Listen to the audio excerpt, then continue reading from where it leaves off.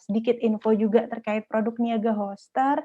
Apa sih produk utama Niaga Hoster? Produk utama Niaga Hoster ini adalah sebenarnya hosting ya. Nah, karena hosting itu mungkin nggak terlalu familiar ya untuk teman-teman. Bahkan saya dulu waktu join Niaga Hoster juga nggak tahu nih hosting itu apa. Tapi nggak ada salahnya nih untuk searching-searching hosting itu apa, dan nanti juga akan diajarin sama Mas Arya juga nih terkait riset-riset gitu. Jadi mungkin aja teman-teman yang tertarik mengetahui lebih lanjut tentang hosting bisa diimplementasikan ilmu dari Mas Arya nanti ya.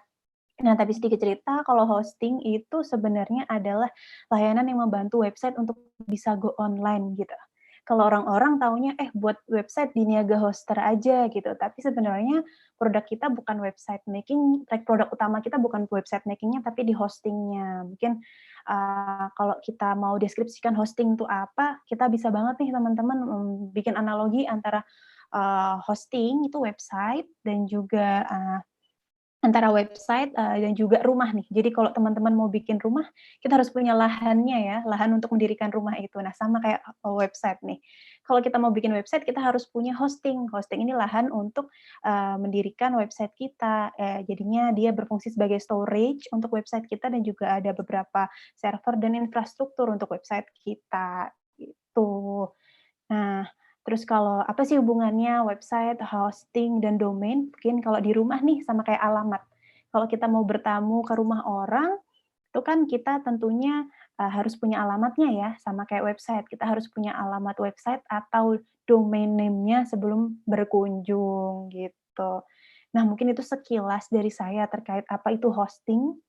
Mungkin nanti teman-teman bisa banget nih untuk melanjutkan risetnya ya, setelah dapat ilmu dari Mas Arya dan Mbak Anis. Dan di sini juga di Niaga Hoster Virtual Career Fair ini nantinya teman-teman juga bisa mengikuti sesi rangkaian untuk rekrutmen ya, yang akan dilangsungkan di jam 1 siang hari nanti yang mau join ya. Atau yang belum join boleh banget nih masih bisa masukin CV-nya. Yang sudah daftar nanti tinggal ditunggu hasilnya ketika Niaga Hoster Virtual Career Fair yang nanti siang. Nah, mungkin kalau dari saya nih, kan saya sedikit share sedikit video dari Niaga Hoster.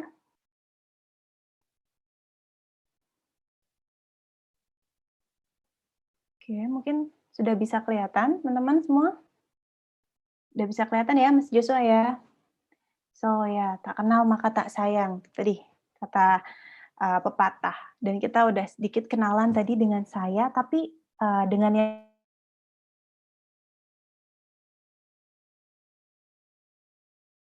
adalah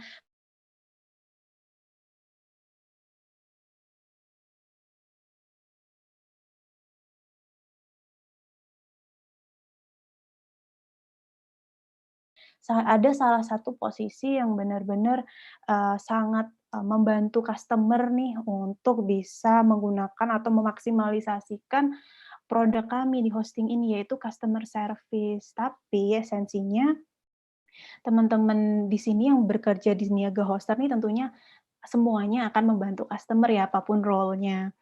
Tuh, nah mungkin gimana sih rasanya kerja di Niaga Hoster? Kita bisa sedikit tengok video kali ini.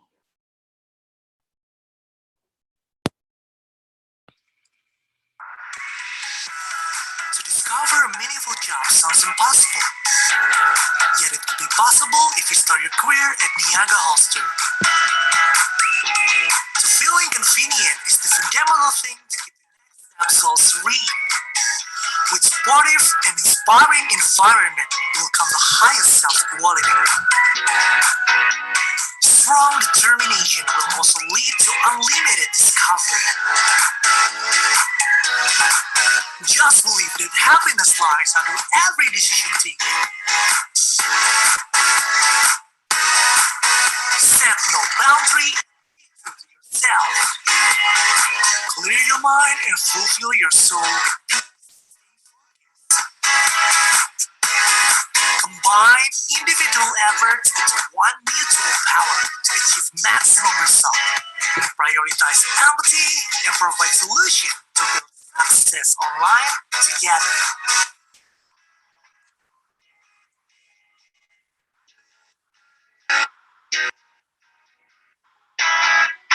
join us on our journey to build success online.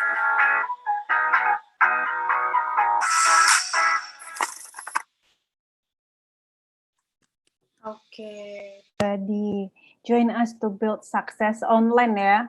Sorry. Nah, di sini nih. Kemarin teman-teman mungkin yang udah join Niaga Hoster Virtual Career Fair di hari pertama sudah sempat juga mengikuti webinar full stack developer dan backend developer serta how to deliver excellent support for global customer ya. Dan di hari kedua ini nantinya kita akan ada webinar tentang data and SEO for content writing nih yang akan dipandu oleh Mas Arya dan juga Mbak Anissa Fauziah.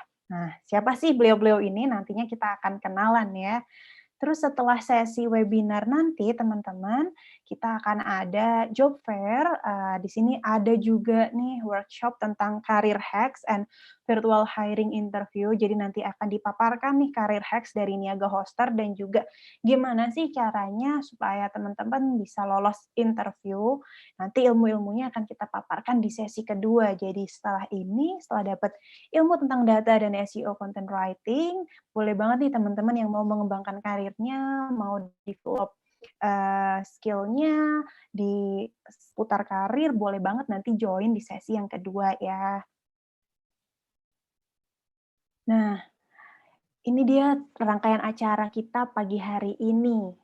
Tadi kita udah sempat kenalan nih dengan beberapa rekan-rekan yang udah join.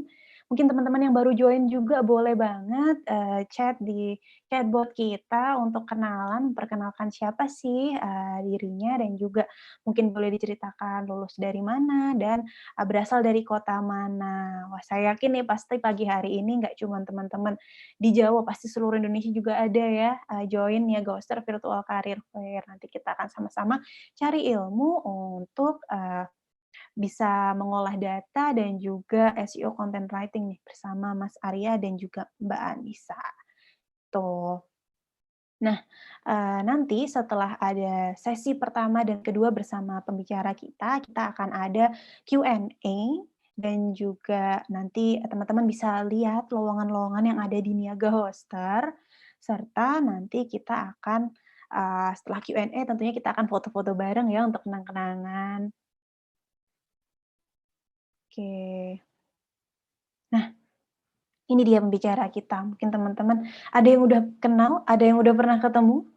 Sedikit saya ceritakan ya, siapa sih beliau-beliau ini. Di sini nanti untuk workshop tentang data and SEO for content writing, di sini akan dipandu oleh Mas Arya Wiratma Yudhistira selaku redaktur pelaksana dan kepala tim newsletter katadata.co.id. Wah, pasti udah pada tahu nih, katadata.co.id. Udah populer banget ya. Mungkin kalau teman-teman juga yang belum pernah dengar, boleh banget nih di-visit katadata.co.id. Nah, selain itu untuk SEO content writing nanti ada Mbak Anissa Fauziah selaku SEO content team lead dari Niaga Hoster. Beliau ini sudah lama nih jadi SEO content team lead di Niaga Hoster sekitar 4 tahunan, jadi nanti akan memberikan memaparkan ininya ya, ilmunya, ilmu dari Mbak Anissa untuk teman-teman nih. Jadi buat teman-teman yang pengen jadi content writer atau yang udah daftar jadi technical writer di Niaga Hoster, simak terus nanti ya. Oke. Nah, jadi nanti gimana sih tata cara atau mungkin cara melalui sesi ini, kita nanti mohon semuanya bisa menyalakan kamera dan mute mikrofon selama kelas berlangsung gitu. Jadi nanti boleh banget ketika pembicara sedang memaparkan materinya, teman-teman boleh banget menyalakan kamera karena it's nice ya to see each other face, jadi bisa saling kenal. Dan sementara di-mute dulu, matikan mikrofonnya selama nanti sesi workshop atau kelas berlangsung. Nah, untuk nanti yang teman-teman yang punya pertanyaan bisa menggunakan kolom chat dengan menyebutkan nama atau dan domisili atau asal, lalu pertanyaannya. Jadi, halo saya A, misal saya ya, halo saya Rana dari Jogja, mau tanya untuk Mas Arya. Terus silahkan diketik pertanyaannya. Kalau untuk Mbak Anissa sama nih, halo saya Rana dari Jogja, mau tanya untuk Mbak Anissa gitu. Nah, jadi nanti selama ada sesi itu masih berlangsung, teman-teman yang udah ada pertanyaan, jangan ragu untuk langsung di-chat aja di chatbot-nya. Jadi sebelum lupa pertanyaannya ya, nanti diketik aja pertanyaannya, nanti setelah rekan-rekan, pembicara selesai memaparkan materinya, nanti, akan dijawab nih di sisi Q&A. Selain itu nanti kalau teman-teman pengen dapat materi dari, pembicara kita, Mas Arya dan Mbak Anis, nanti teman-teman bisa banget caranya dengan mengisi feedback form yang akan saya, present nanti di akhir sesi dan setelah teman-teman mengisi feedback form, nanti akan kami kirimkan, ini materinya maksimal banget 7 hari ya, dari hari ini. Oke.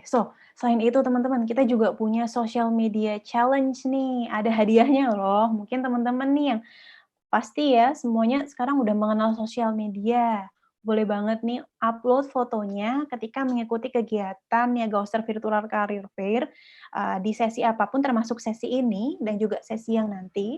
Gunakan hashtag NVCF 2021 dan hashtag event Niaga Hoster dan tag @insight_niaga_hoster, yang Insight Niaga Hoster ya. Mungkin boleh juga tag niagahoster.co.id, niagahoster.id, tapi nanti yang kita cek adalah yang di Insight Niaga Hoster. Jadi ada 2 itu ya Instagramnya Niaga Hoster, teman-teman jangan sampai tertukar. Kalau Insight Niaga Hoster ini nanti untuk info seputar karir dan culture di Niaga Hoster, terus kalau untuk yang niagahoster.id seputar produk-produk kita gitu dan juga webinar-webinar untuk customer. Selanjutnya nanti 3 peserta terpilih dengan postingan yang terbaik akan mendapatkan OVO masing-masing Rp50.000. Lumayan ya, bisa untuk beli kopi, beli makan siang, beli pulsa, beli kuota. Nah, nantinya yang menang akan dikontak oleh kami dan diumumkan melalui sosial media. Maksimal banget 7 hari dari hari ini. Yo, yang belum ikut boleh banget nih dimulai, sambil pemanasan, handphone-nya di-charger, siapkan kameranya untuk foto-foto, ikut social media challenge ini. Nah, oke, kita mungkin langsung masuk ke sesi pertama kita ya, teman-teman. Nantinya akan ada workshop bersama Mas Arya Wiratma Yudhistira nih. Siapa sih beliau? Sedikit saya kenalkan sebelum nanti Mas Arya mungkin bisa memperkenalkan lebih jauh juga siapa sih dirinya nih. Mas Arya ini adalah redaktur pelaksana dan kepala tim Newslab katadata.co.id. Keren banget nggak tuh? Nih, dulu Mas Arya ini lulusan UI di History Science ya. Nah, di sebelumnya Mas Arya ini sudah bekerja di Kata Data sejak tahun 2012.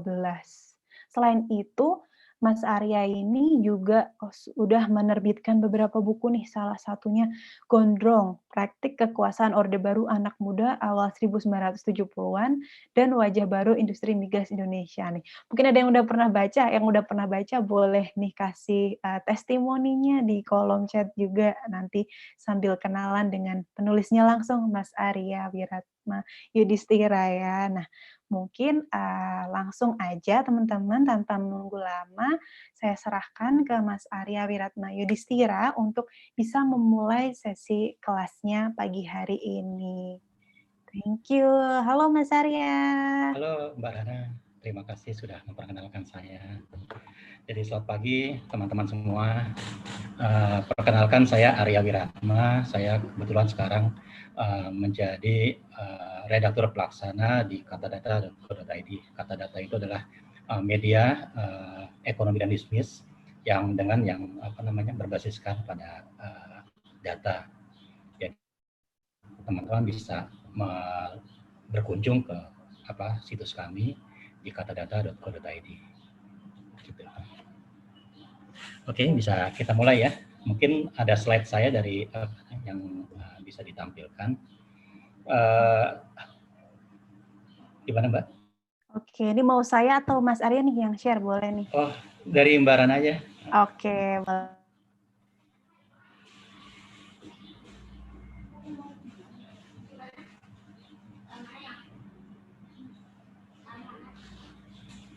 Oke, apakah sudah terlihat teman-teman?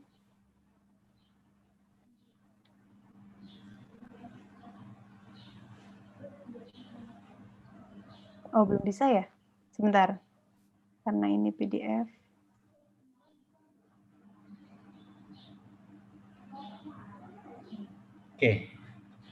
Oke, jadi sesi saya adalah tentang bagaimana sih membuat konten berbasiskan data driven konten, gitu kan. Jadi kalau karena sebenarnya mirip-mirip gitu ya antara jurnalisme dengan konten yang sekarang juga banyak digunakan atau dipublikasikan di berbagai macam medium gitu kan. Jadi antara jurnalisme dengan membuat konten baik itu melalui podcast, infografik dan sebagainya itu ya sebenarnya mirip gitu kan. Cuman bedanya ya mungkin ya platformnya beda gitu kan. Tapi secara menurut saya sih praktik ini ya tentunya harus membuat kontennya harus dilakukan dengan metode-metode atau metodologi yang pas gitu kan, yang tentunya jangan sampai konten yang kita bikin itu mengandung informasi yang keliru gitu kan ya, mengandung informasi apa yang sekarang ini marak itu adalah hoax gitu kan, yang jadi justru bukan menambah informasi yang yang berguna atau bermanfaat, malah justru tujuannya malah jadi kebalikannya gitu, jadi menambah kerutan, simpang siur dan sebagainya. Di slide selanjutnya Mbak Rana.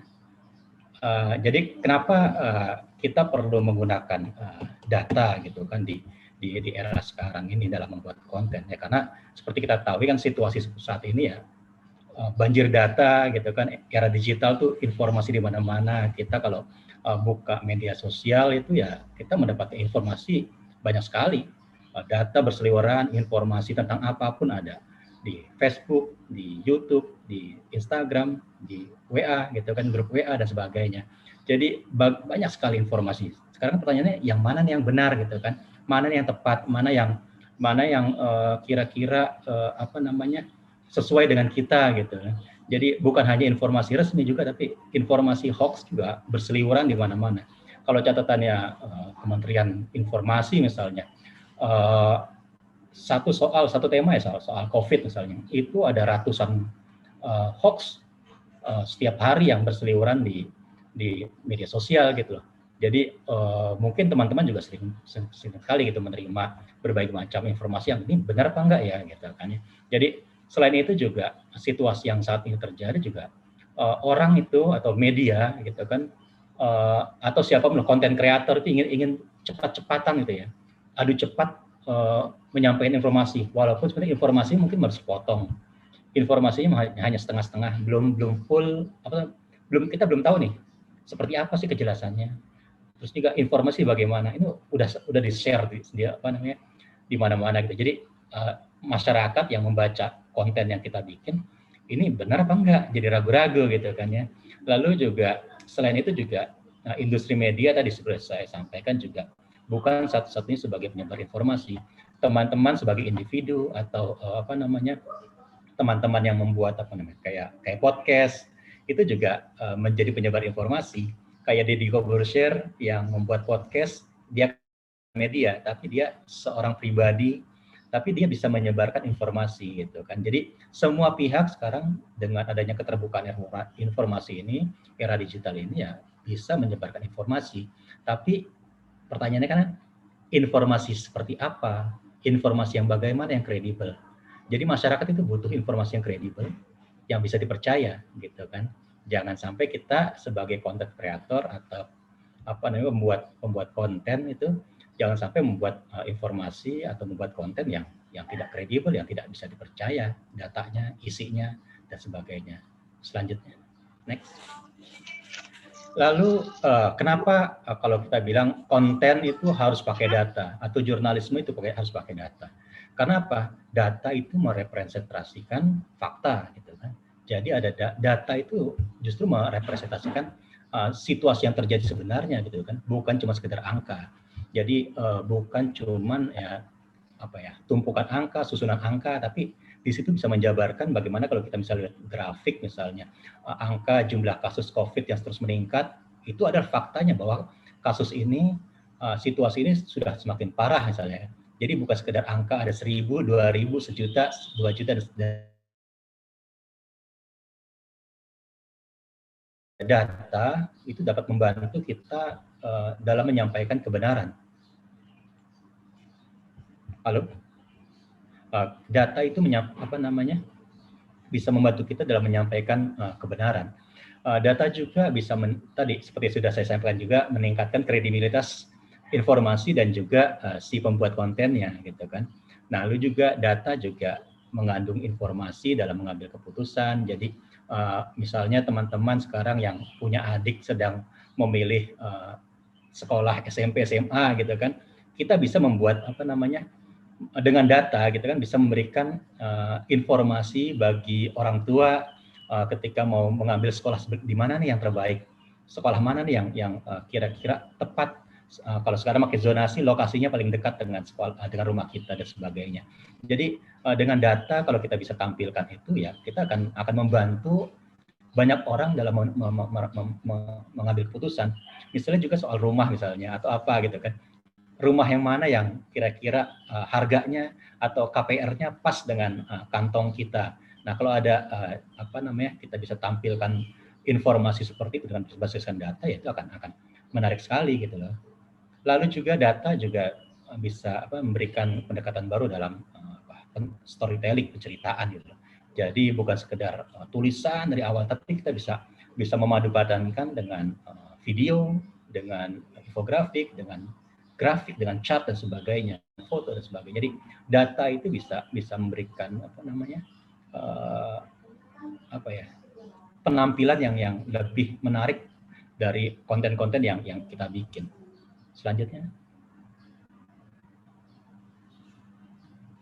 Nah, ini ada beberapa kutipan dari ahli-ahli di luar yang bahwa data itu bisa menjadi sumber berita atau menjadi penceritaan peristiwanya atau bisa kedua-duanya, atau jurnalisme data itu yang memudahkan jurnalis dalam menyampaikan berbagai macam hal yang rumit dengan visualisasi yang menarik. Nanti di akhir akan saya contohkan beberapa.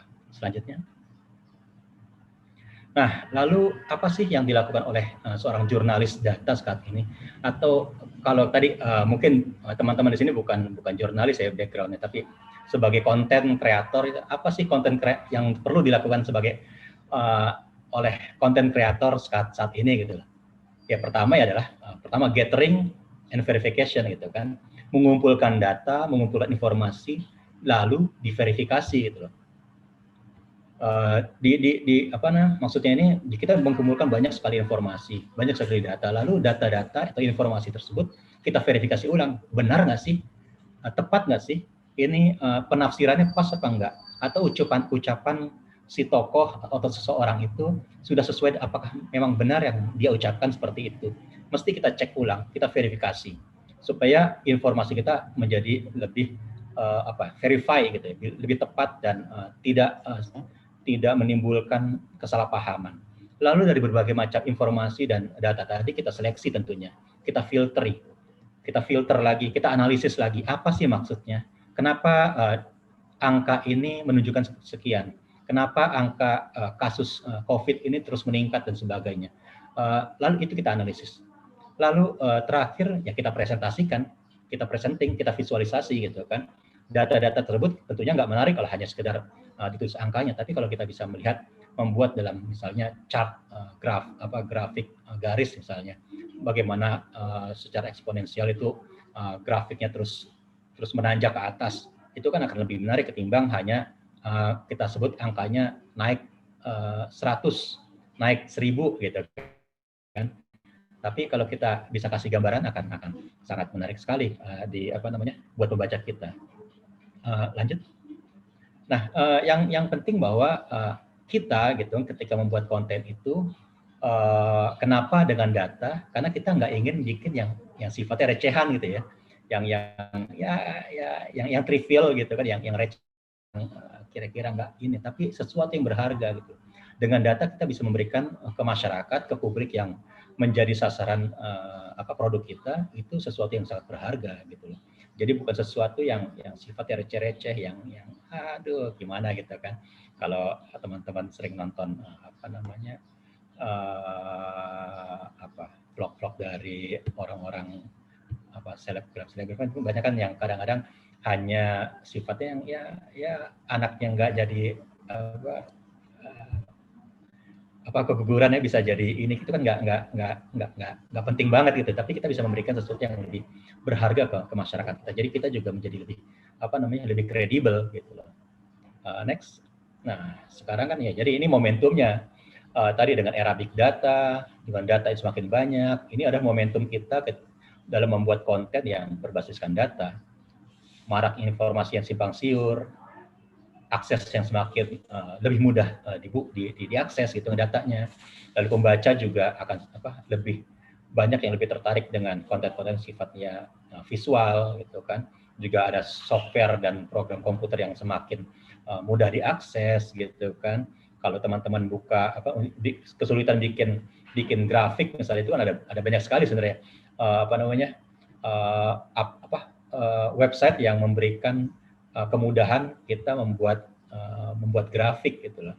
Lalu juga ya media-media, model bisnis media itu semakin dengan era digital ini terus berubah, berkembang dan sebagainya.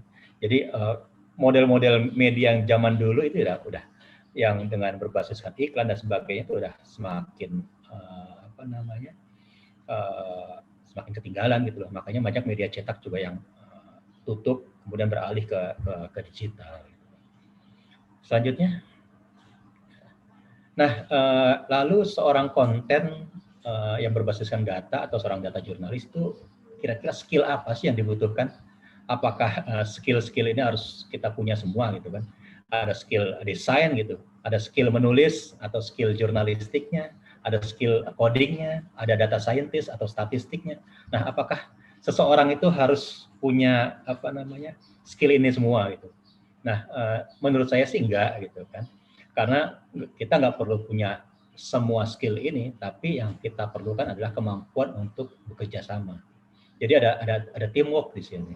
Jadi kita mungkin hanya mampu di menulisnya saja, atau kita mungkin bisa di desain atau codingnya saja, atau di statistiknya aja.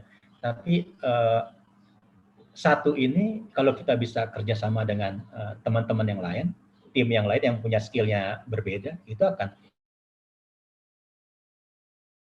yang menarik, yang lebih baik. Bahkan kelebihannya bahwa sesuatu misalnya naskah gitu ya, kita bikin kemudian akan diterjemahkan sama desain menjadi infografik misalnya, itu akan komunikasi dengan dua orang ini akan lebih kaya produk yang akan kita bikin gitu, ketimbang kalau kita bikin sendiri gitu loh. Jadi yang dibutuhkan itu terutama adalah teamwork gitu. Kerjasama, kemampuan kita untuk bekerja sama. Kalau kita nggak bisa bekerja sama ya sulit gitu loh. Selanjutnya, lalu juga ya tadi kalau kita sudah mampu untuk bekerja sama, lalu bagaimana sih cara membuat konten atau produk berbasiskan data? Ya kalau pengalaman saya di Kata Data itu adalah ketika kita memulai sebuah produk atau sebuah tulisan dan bahkan sebuah video konten, sebuah infografik dan sebagainya, itu selalu dimulai dengan menyiapkan tema. Temanya pastikan tema itu hanya satu gitu, satu topik. Kita nggak bisa ngambil semuanya gitu. Kita mau ngangkat kata kemarin Piala Eropa misalnya. Kita mau ngomong Piala Eropa tapi langsung nyambung ke Piala Dunia atau Piala Copa America gitu. Kemana-mana gitu kan. Ya kita fokus di Piala Eropanya aja gitu kan.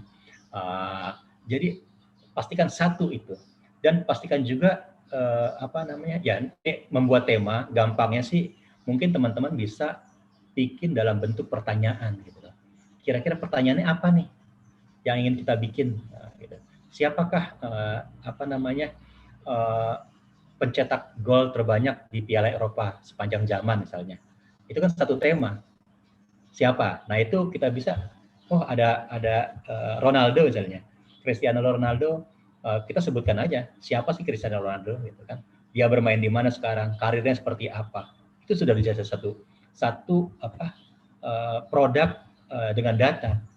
Tentunya kan kita berapa dan sebagainya kan dengan data kita meriset dan sebagainya. Nah, itu juga selain dengan pertanyaan yang bisa buat dengan pernyataan dan sebagainya. Tapi yang pastikan adalah kita harus memastikan tema itu harus ada news value. Kenapa ada news value? News value nanti sesuatu yang memang dibutuhkan sama publik kita gitu, pembaca kita gitu. Kalau pembaca kita misalnya kebanyakan tinggal di Indonesia, kita kan nggak ingin tahu juga apa yang terjadi ada di Italia gitu kan, atau di Eropa gitu kan. Contohnya news value juga kan soal kedekatan dengan tokohnya misalnya. Kenapa Amerika zaman Presiden Obama kita merasa lebih dekat gitu dengan Obama, dengan Amerika, karena Obama pernah sekolah di Indonesia pada tahun 70 60-an akhir itu. Jadi kita merasa ada merasa kedekatan dengan jadi kira-kira seperti itulah news value. Lalu langkah kedua untuk memulai membuat produk adalah dengan mencari data gitu kan. Kita coba cari data dulu deh.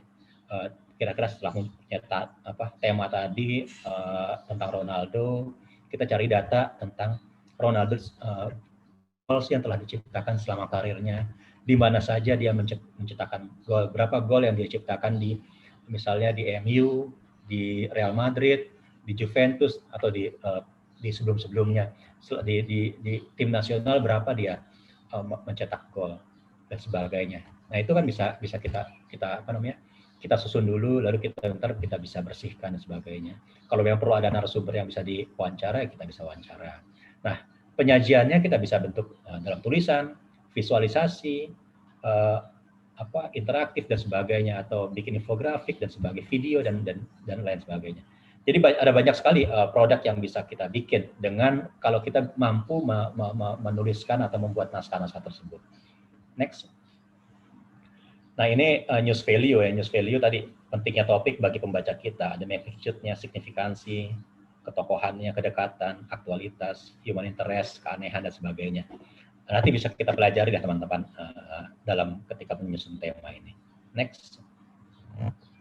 Nah, kuncinya adalah pahami masalah gitu kan. Jadi kalau teman-teman paham dengan masalahnya, kita akan lebih mudah dalam menyusun konten yang akan kita bikin. Kalau kita nggak paham dengan masalah, kita akan sulit tuh apa sih maksudnya data ini, data itu, atau kaitannya data ini dengan data itu akan sulit kalau kita nggak paham masalah. Kita akan kesusahan mengaitkan antara pernyataan si tokoh A dengan pernyataan si tokoh B dan sebagainya. Kira-kira seperti itu. Next, Pak. Nah, ini soal data dan statistik ya. Data itu kan sesuatu yang masih kasar, masih mentah. Mungkin ngambil engineering menarik dari komputer, tapi kan belum rapi, lalu belum dianalisis dan sebagainya. Sementara statistik itu ada sesuatu yang sudah diinterpretasikan, dirapikan dan sebagainya. Next. Nah, kadangkala ketika kita bikin konten itu, terutama misalnya kayak konten-konten grafis ya, atau video itu, kadang kita ingin sekali membuat produk atau grafik yang sangat bagus gitu, tapi secara isi nggak ada gitu, atau salah membuat gambarnya, malah jadi target atau tujuan yang ingin kita capai malah jadi tidak sampai gitu, malah jadi malah ya salah sama sekali gitu loh, nggak kepakai gitu loh. Nah seringkali seperti itu, justru kita kadang bikin aja yang sederhana dan sebagainya itu ya malah justru akan jadi lebih lebih mudah dipahami oleh pembaca. Ini ada contoh, salah satu contoh yang gagal gitu dalam membuat infografik. Next. Ini seperti ini. Nah, mungkin teman-teman ada yang tahu gitu, salahnya apa dari grafik ini misalnya. Grafik ini tentang topping, jenis-jenis topping yang disukai oleh penduduk Inggris. Topping pizza yang paling disukai oleh penduduk Inggris. Gitu. Nah, kebanyakan adalah apa namanya, suka dengan apa ya? Apa di sini? Pepperoni, apa tulisannya? Peppers itu ya. Nah, apa kira-kira yang salah dari grafik ini gitu? Grafiknya bagus sekali dengan ngambil foto apa namanya, potongan pizza yang kemudian dibikin menjadi informasi-informasi apa namanya, untuk menjelaskan data-data dari kegemaran topping di masyarakat Inggris. Nah, kesalahannya adalah grafik ini dalam bentuk pie chart lingkaran. Padahal kalau kita jumlahkan angka-angka ini semua, itu lebih dari 100%. Nah, pie chart itu adalah chart yang selalu hasilnya itu ada 100%. Sementara pizza chart ini gitu kan, ini angkanya mungkin bisa lebih dari 400% gitu. Dan ini salah sama sekali gitu.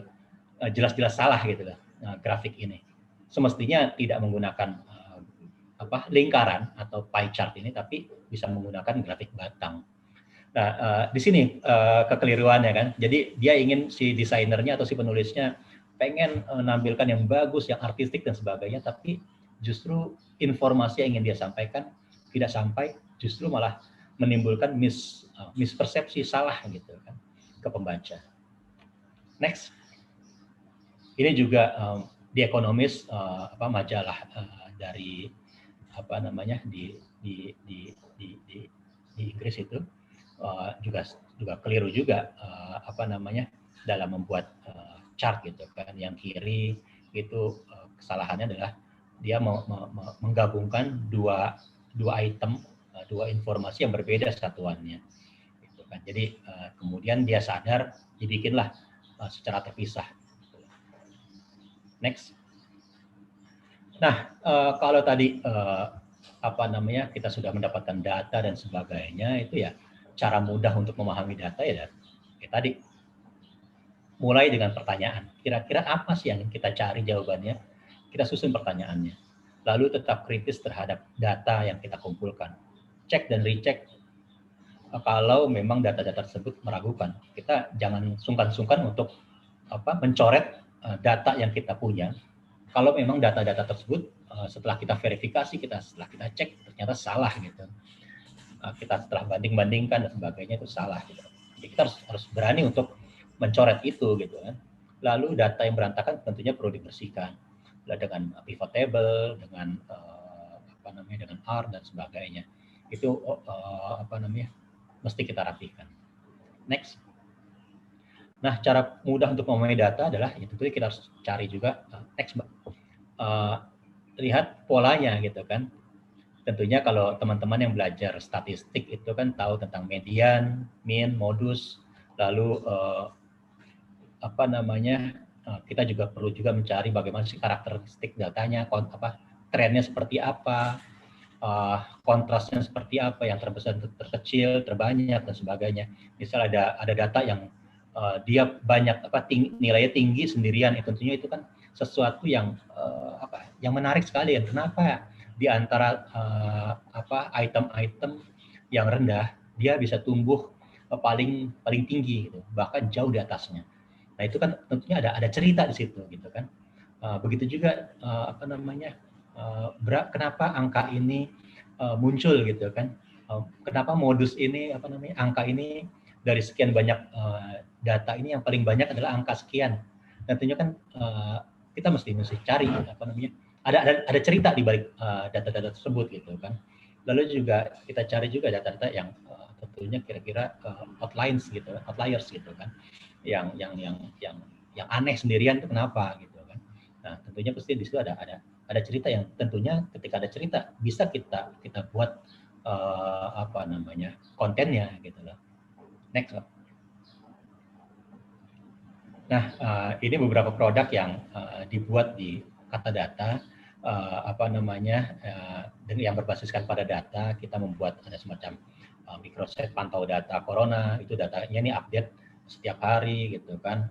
Selain data kasus, kita juga ada page data vaksinasi, data apalagi data soal hoax menjawab hoax tentang vaksin dan sebagainya. Itu.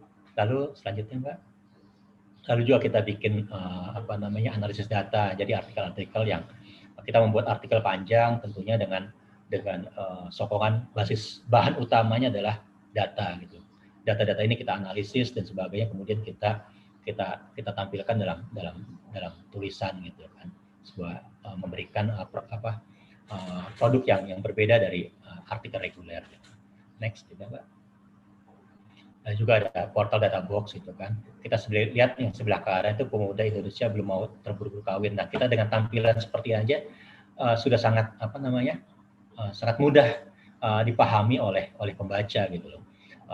Kebetulan produk yang ini khusus kita tampilkan di Instagram gitu, di media sosial, dan responnya sangat ini sekali, tinggi sekali engagementnya gitu loh. Jadi hanya dengan gambar yang simple seperti ini, asal dengan narasi atau pembuatan judul yang pas, dengan data yang terverifikasi, akan mudah dimengerti dan engagementnya sangat tinggi gitu loh. Next. Lalu juga infografik juga kita bikin, kita rutin membuat infografik. Infografik ini juga engagement juga tinggi di media sosial, terus juga bagi pembaca yang pembaca tradisional kita yang sudah lama mengenal kata data itu juga banyak tahu tentang bahwa kata data adalah produsen infografik ekonomi di Indonesia gitu. Next. Terakhir saya ingin memberikan tips ketika konten gitu kan, ya pastikan ketika membuat konten itu kita membuat konten yang singkat, padat dan jelas gitu loh. Jadi nggak perlu narasi yang kemana-mana gitu. Cukup yang satu fokus ke satu tema aja. Lalu jelaskan dengan singkat, padat gitu kan, akan memudahkan pembaca gitu. Ketika melihat persoalan begitu besar, kita sebagai pembuat konten tugas kita adalah menyederhanakan persoalan itu. Lalu membuat topik yang tajam, jaga alur ceritanya, jangan sampai lompat-lompat. Udah kita lagi ngomongin COVID, tiba-tiba ngomongin soal misalnya SIM atau apa gitu kan, yang jauh sekali gitu lompatannya.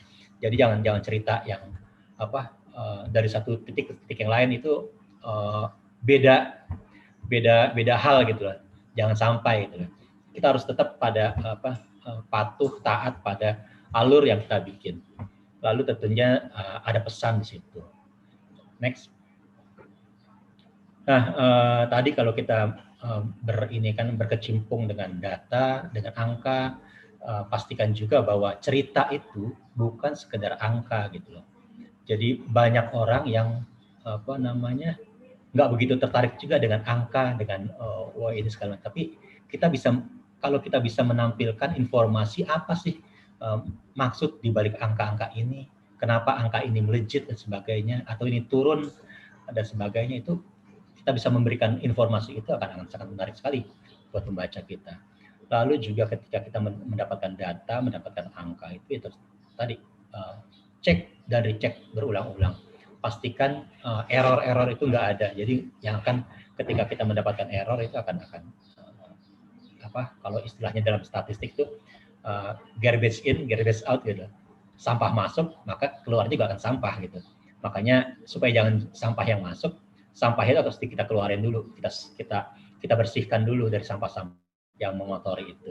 Lalu ya kita olah, maka keluarnya mudah-mudahan juga tidak menjadi sampah gitu, tapi bisa menjadi berlian dan sebagainya. Lalu juga kita harus membantu pembaca kita untuk memahami sesuatu yang kompleks. Jangan kita malah bikin sekedar artistik data gitu. Data-data yang dibikin indah-indah tapi nggak ada maknanya gitu. Jangan sampai kalau kita bikin seperti itu, ya tentunya produk kita atau konten kita akan bisa dibilang konten yang gagal. Lalu juga selalu tes, misalnya kalau kita bikin desainnya, infografiknya, visualisasinya, selalu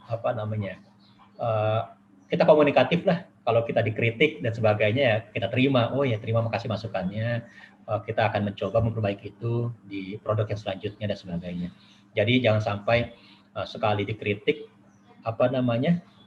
langsung mutung gitu kan, waduh marah-marah dan sebagainya. Tapi kita terima kritik-kritik itu bahwa pembaca mungkin akan punya kacamata yang berbeda gitu loh dibandingkan dengan apa yang kita bayangkan. Lalu juga selalu sediakan informasi yang oleh pengguna atau membaca kita itu memang yang benar-benar relevan dan berguna gitu loh. Jangan sampai kita membuat produk atau konten yang tidak berguna buat pembaca kita. Kita harus tahu dulu sih siapa membaca kita sih. Pastikan konten yang kita bikin selalu berguna. Kira-kira seperti itu Mbak Rana, apa yang bisa saya sampaikan pada teman-teman semua. Nanti kalau ada pertanyaan kita bisa diskusikan di sesi berikutnya. Terima kasih, selamat pagi. Oke, terima kasih banyak Mas Arya. Wah, menarik banget nih. Tadi saya udah mencatat banyak banget nih poin-poin penting nih ya, apalagi tentang kenapa data itu penting ya. Mungkin bisa sedikit saya berikan resume untuk teman-teman. Kenapa sih data itu penting? Karena saat ini media itu berlomba-lomba menyuguhkan info yang tercepat, bukan yang tertepat ya Mas ya. Padahal data itu merepresentasikan situasi yang sesungguhnya, merepresentasikan fakta dan kredibilitas pembuat konten tersebut. Nah, makanya data itu penting. Terus apa sih yang harus dilakukan seorang jurnalisme data nih untuk bisa membuat konten yang valuable, bukan yang trivial, yaitu mulai untuk mengumpulkan data dan info yang diverifikasi. Nah, jadi data-data itu tetap harus kita verifikasi ulang ya, Mas ya. Lalu kita analisis, filtering, baru kita present ke khalayak umum nih. Nah, untuk menjadi seorang jurnalis data sendiri, sebetulnya yang dibutuhkan hanyalah kemampuan untuk kerjasama ya, Mas ya. Karena nanti kita akan mengolah data dan mempresent itu bersama-sama dengan fungsi lainnya, gitu. Nah, intinya kuncinya untuk dalam jurnalisme data ini pahami masalah dan kaitkan dengan data untuk mengumpulkan info yang lengkap agar tidak salah kaprah gitu ya Mas ya. Jadi tipsnya buatlah konten yang singkat, padat dan jelas. Datanya valid sehingga bisa reliable gitu, bukan hoax gitu ya Mas ya.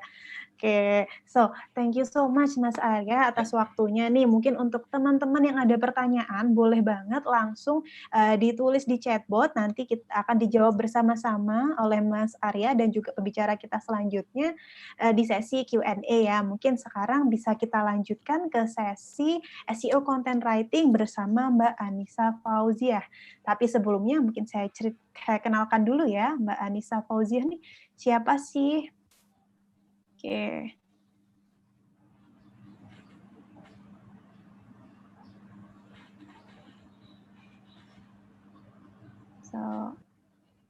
Nah, ini dia pembicara kita yang kedua, Mbak Anissa Fauziah, selaku SEO Content Strategist at Niaga Hoster nih, atau SEO Content Team Lead nih kalau di internal kita kenalnya. Nah, Mbak Anissa ini lulusan dari Amikom.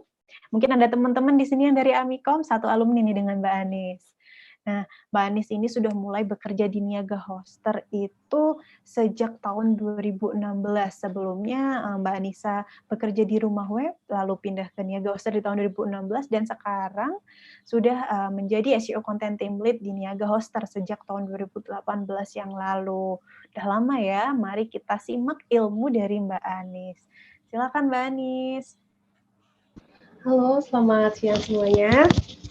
Perkenalkan, saya Anissa. Tadi udah diperkenalkan sama Rana ya, di Niaga Hoster. Teman-teman sudah kepo-kepo mungkin ya tentang Niaga Hoster.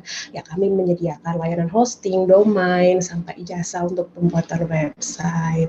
Nah, di Niaga Hoster sendiri, saya bertanggung jawab nih untuk semua aktivitas yang berhubungan dengan SEO, baik untuk Niaga Hoster sendiri maupun di blognya.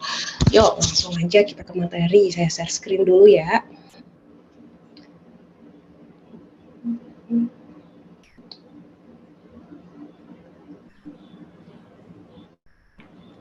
Sebentar.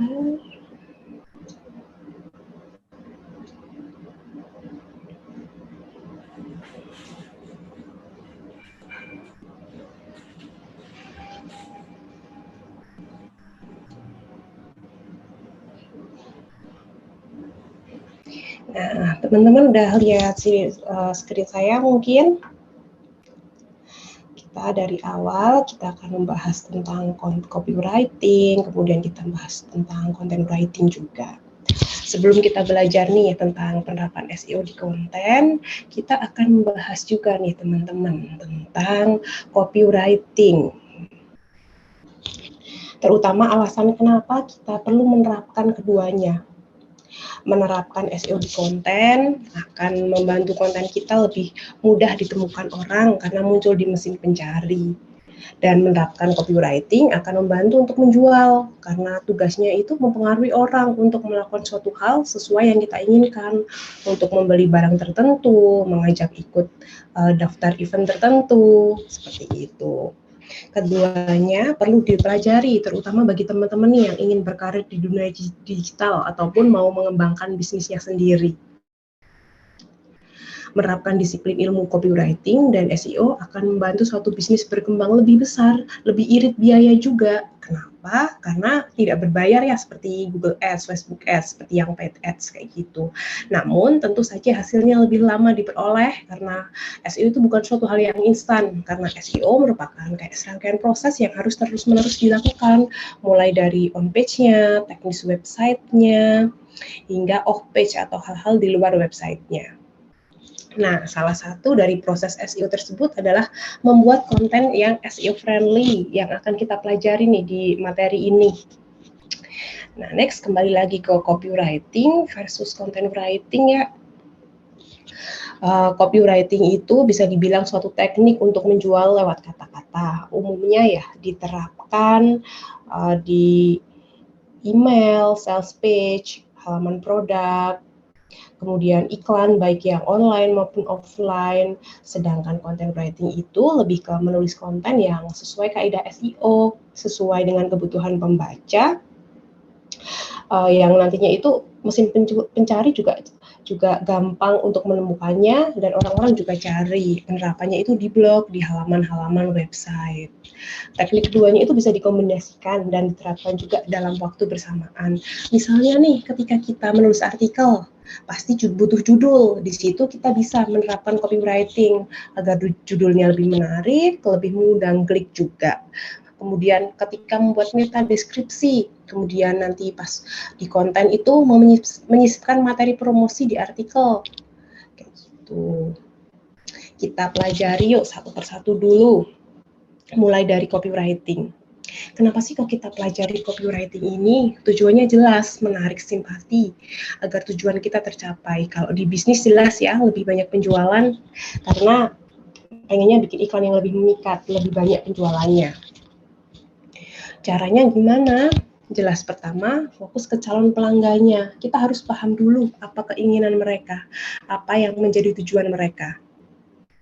Misalnya nih, ketika kita menjual make up, pasti kan pengennya tampil cantik. Nah, kita bisa gunakan kata-kata itu untuk memikatnya.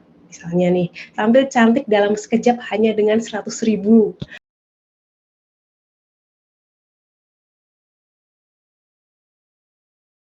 Nah, kerudung mungkin bagi yang di sini paham kerudung itu pengennya cocok nih dipakai di segala jenis wajah. Jadi mungkin kata-katanya bisa kerudung untuk segala jenis wajah. Intinya pahami apa yang pelanggan inginkan dahulu. Nah, untuk ke sana, agar mampu membuat kopi yang menarik, tentu kita harus tahu siapa pelanggannya, kemudian produknya apa nilai yang unik dari produk tersebut, kemudian fitur utamanya, apa manfaat yang didapatkan orang dari fitur tersebut, kemudian pastikan juga kenali pelanggannya, siapa sih mereka, apakah ibu-ibu, apakah bapak-bapak, rentang usianya berapa, karena itu mempengaruhi dengan gaya komunikasi kita. Ketika misalnya kita target Gen Z nih yang masih muda-muda, tentu penyampaiannya akan berbeda dengan ketika kita menyasar target yang sudah 40 ke atas. Tuh, kemudian pastikan juga apa keinginan terbesar mereka, hasrat mereka apa, agar kita nantinya bisa kena nih pain point-nya, apa yang mereka inginkan kita berikan gitu. Kalau di copywriting ya, rumus dasarnya, rumus basic di mana-mana itu AIDA, attention. Kita wajib nih dapatkan perhatian dari audiens. Kita paparkan fakta menarik, kita pancing-pancing mereka, kita pancing-pancing dengan pertanyaan sampai hal-hal yang membuat mereka merasa terpanggil, kayak mereka pedulikan hal itu, kita kasih contohnya nih ketika kita mau bikin website. Buat orang awam kan kalau bikin website kesulitannya itu nggak paham coding, ya udah kita manfaatkan sisi itu, ingin membuat website tanpa mengetahui coding. Nah, kita berikan panduannya, itu salah satu contohnya untuk menarik perhatian mereka. Kemudian ada lagi contohnya ketika kita misalnya jual nih obat diet, pasti kan pengennya kurus, pengennya lemaknya nyingkir, jadi kayak 20 plus cara menyingkirkan lemak di tubuh dalam 2 minggu. Nanti kita berikan cara-caranya, kemudian disisipkan, ini produknya yang tepat, gitu. Intinya pahami dulu apa yang mereka inginkan, baru kita tawarkan solusinya. Selanjutnya itu I-nya itu interest, membuat audiens penasaran, kita pancing dengan manfaat-manfaatnya. Misalnya kita ingin membuat website dengan WordPress. Nah, kita pancing lagi menggunakan WordPress, jenis website apapun bisa dibuat, termasuk toko online hingga company profile, semua jenis website bisa dibuat dengan WordPress. Nah, itu manfaat lanjutannya. Kemudian ada desire. Kemudian bawa calon-calon pelanggan itu ke manfaat lebih. Kemudian gunakan emosi, manfaatkan lebih jauh, jabarkan prosesnya hingga mereka berhasil, berikan detail solusinya. Gitu. Kemudian terakhir ajak mereka untuk melakukan apa yang kita mau. Contohnya kalau di website di call to action, kadang kan ada button ya, belanja sekarang, terus baca sekarang. Nah, itu salah satu contoh action. Beli, download, subscribe. Kalau kalian sering lihat kata-kata button yang seperti itu di toko online atau mungkin di website-website, nah itu salah satu bentuk action. Next, ada juga fitur dan manfaat. Ketika kita jualan sesuatu atau kita ingin mempromosikan sesuatu, kita harus fokus ke manfaatnya. Kenapa? Karena orang-orang itu pada dasarnya tidak peduli dengan apa yang kita tawarkan. Apalagi hal-hal teknisnya, mereka lebih fokus ke apa yang mereka dapatkan. Jadi mereka pastinya fokus ke solusi yang akan mereka dapatkan. Jadi kita paparkan tuh keuntungannya. Kemudian contohnya ya, misalnya nih di kamera, untuk orang awam daripada kita ngomong bertele-tele tentang dual LED, dual tone flash, HDR, nah mending kita langsung ngomong aja, hasil jepretan lebih tajam karena lebih jelas, sesuai dengan kebutuhan mereka dan juga lebih mudah dimengerti. Nah, fitur-fitur memang penting, tapi untuk mengkomunikasikannya kita menggunakan pendekatan manfaat, keuntungan yang akan orang-orang dapatkan dengan produk kita yang kita tawarkan. Gitu. Kemudian jangan berhenti sampai situ, berikan manfaat lanjutannya sehingga mereka terus tertarik, kemudian akhirnya membeli. Contohnya ya, kalau di Niaga Hoster kita ada fitur keamanan Immunify 360 malware. Nah, daripada kita ngomong Niaga Hoster ada Immunify-nya nih, nah mending kita bilang website tidak terhindar dari serangan malware. Nah, itu udah bagus, tapi kita harus pelajari lebih lanjut. Nah, kalau kena malware, kenapa? Apakah rugi? Kita berikan info. Anda tidak perlu cemas, file website rusak dan kehilangan data akibat malware. Karena kena malware, pasti datanya rusak, rugi bisnisnya. Rugi karena websitenya kena malware. Jadi, kita pakai pendekatan itu, karena orang-orang pasti nggak mau rugi, nggak mau kena malware. Nah, kita manfaatkan sisi itu, daripada kita ngomong Niaga Hoster support Immunify, kita berikan manfaat lanjutannya saja. Itu salah satu contohnya. Pasti teman-teman secara nggak sadar kalau lagi mainan medsos, Twitter, Facebook, dan lain sebagainya, ada iklan-iklan. Nah, iklan-iklannya mungkin sudah ke manfaatnya, apa yang kalian ingin dengar, kalian dapatkan. Nah, itu mereka mungkin sudah menerapkan copywriting yang benar. Kayak misalnya nih, kita butuh sepatu, daripada mereka ngomong sepatunya anti slip, mereka mungkin menawarkannya sepatu nyaman untuk lari, kayak gitu. karena fokus ke manfaatnya. Sering-sering pantengin aja iklan-iklan kalau mau belajar copywriting. Brand-brand yang udah ternama copywritingnya biasanya bagus-bagus, bisa dicontoh untuk belajar. Next, tadi sekilas ya untuk copywriting ada rumus AIDA, kemudian fokus ke manfaat. Nah, sekarang kita ke bagian content writing-nya. Untuk belajar content writing yang sesuai dengan kaidah SEO, hal dasarnya yang harus kita pahami adalah riset kata kunci dan perencanaannya. Ini fungsinya ketika kita nantinya akan membuat blog ya, membuat website sendiri, kita sudah harus merencanakan. Kita akan membuat website tentang apa sih? Kita akan membuat konten-konten topiknya apa aja, itu sudah direncanakan dari awal dan dibekali juga dengan persiapan riset kata kunci. Pertama, teman-teman harus sudah mulai memikirkan niche-nya. Karena ketika kita riset dan sudah paham topiknya, sudah tahu apa yang dicari, tentu lebih mudah. Kemudian, fokuskan juga dengan intent, dengan maksud pencariannya. Kemudian, selanjutnya, setelah memahami intent, kita harus milih kata kuncinya. Pilih beberapa kata kunci, kemudian jabarkan anak-anakan kata kuncinya, apa aja kata kunci yang mendukung kata kunci utamanya. Kemudian jangan lupa cek kompetitor. Dasar-dasarnya apa aja untuk riset kata kunci dan bagaimana caranya. Pertama, pahami dulu search intent. Kalau di kata kunci itu ada yang namanya kata kunci informasional. Secara nggak sadar, mungkin teman-teman sering ya searching siapa, bagaimana adalah panduan. Nah, itu search intent informasional. Untuk menangkap pembaca, untuk menangkap traffic yang intinya adalah informasi, kita wajib punya nih artikel-artikel tips, how to, checklist, panduan. Pasti di brand-brand besar, termasuk di Niaga Hoster, juga kita menyediakan info itu.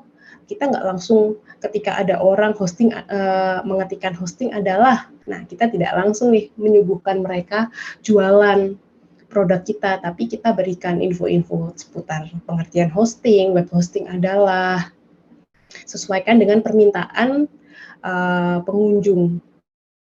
Pahami search intent-nya. Kemudian setelah informasional, ada juga navigasional. Nah, di sini mereka itu sudah paham apa yang mau mereka lakukan.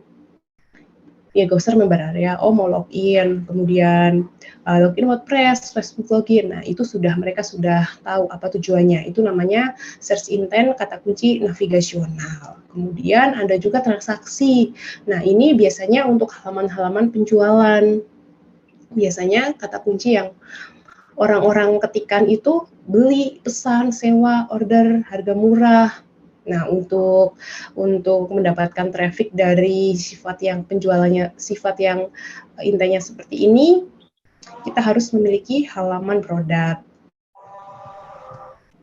Seperti di Niaga Hoster ada hosting murah, kemudian mungkin di toko online lain pasti ada halaman produknya, dan kata kunci yang ada di situ memang intinya sudah transaksi, bukan yang pengertian informasi seperti di awal.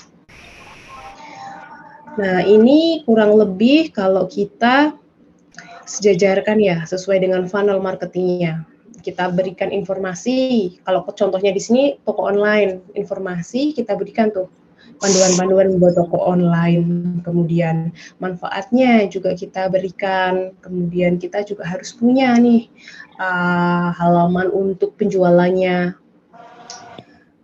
Halaman produknya ada kata kuncinya seperti harga pembuatan website toko online, kemudian jasa pembuatannya. Kemudian untuk riset kata kunci kita harus perhatikan nih volume pencariannya, intinya tadi, maksud pencarian. Kalau memang orangnya itu pengen informasi, berikan informasi, jangan paksakan kita berikan halaman penjualan. Manfaatkan keyword tools gratisan. Kemudian nanti teman-teman juga setelah nemu nih mau nulis sesuatu, kayak misalnya pengen bikin blog travel, pastikan mengumpulkan tuh kata kunci daerah wisata Jogja, wisata Bandung. Nah, dikumpulkan, kemudian berikan info turunannya. Kelompokan kata kunci itu ditulis aja di Google Sheet. Nanti ada contohnya ya di sini. Dikumpulkan, kemudian dicari juga turunannya. Kita dalam satu artikel itu menargetkan lebih dari satu kata kunci, tidak hanya kata kunci utamanya saja. Cara carinya gimana? Bisa pakai tools gratisan nih, kayak Ubersuggest misalnya, yang masih gratis, bisa untuk gratisan seperti makanan ringan. Nah, turunan-turunannya ini juga dimasukkan di artikel. Ini bisa juga menggunakan tools Ahref untuk riset kata kunci. Ada juga versi free-nya. Kemudian untuk long tail-nya, untuk LSI-nya, kemudian untuk keyword pelengkapnya bisa juga dapetin dari Google Typing. Kalian ngetikin di Google Co-ID misalnya spasi, nanti kan muncul. Nah, kata-kata ini juga di-mention di artikel, dimasukkan juga. Tujuannya agar satu artikel itu meranking banyak kata kunci. Kemudian jangan lupa juga ya cek kompetitornya. Kalau untuk awalan kan mungkin kita belum terbiasa, jadi dicatat aja di Google Sheet tidak masalah. Kayak misalnya kita nargetin bisnis online, kita tulis keyword utamanya apa, kemudian keyword turunannya apa, ditulis di Google Sheet, kita kumpulkan, kemudian kita amati juga kompetitornya. Amati judul mereka, kemudian topik yang mereka berikan itu seperti apa, topik turunan dari mereka apa. Nah, kita ambil poin menarik dari kompetitor-kompetitor itu, cukup amati yang top 3 aja, top 3 sampai top 5 di Google. Tidak perlu banyak-banyak, cukup amati yang di bagian atas ya.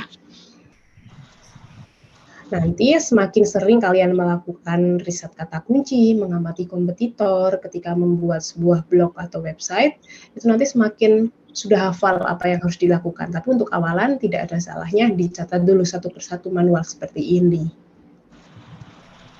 Nah, kalau untuk di websitenya sendiri, apa yang harus diperhatikan? Kalau tadi kan riset kata kunci jelas memperhatikan search volume, persaingan, kemudian intent. Nah, kalau di websitenya perhatikan nih tampilannya, kemudian temanya, pastikan nih tema yang teman-teman pilih selalu update, dikembangkan. Kemudian menggunakan struktur URL yang SEO friendly, singkat dan jelas, tidak perlu angka dan spesial karakter. Usahakan ada kata kuncinya, ada settingannya kalau di website WordPress. Jadi kalau nanti teman-teman mencoba bikin website sendiri, nah URL-nya tidak perlu rumit, cukup yang singkat aja dan ada kata kunci. Next, kemudian jangan lupa hubungkan dengan Google Search Console, kemudian pasang-pasang tools-tools pendukung seperti Google Analytics, gitu.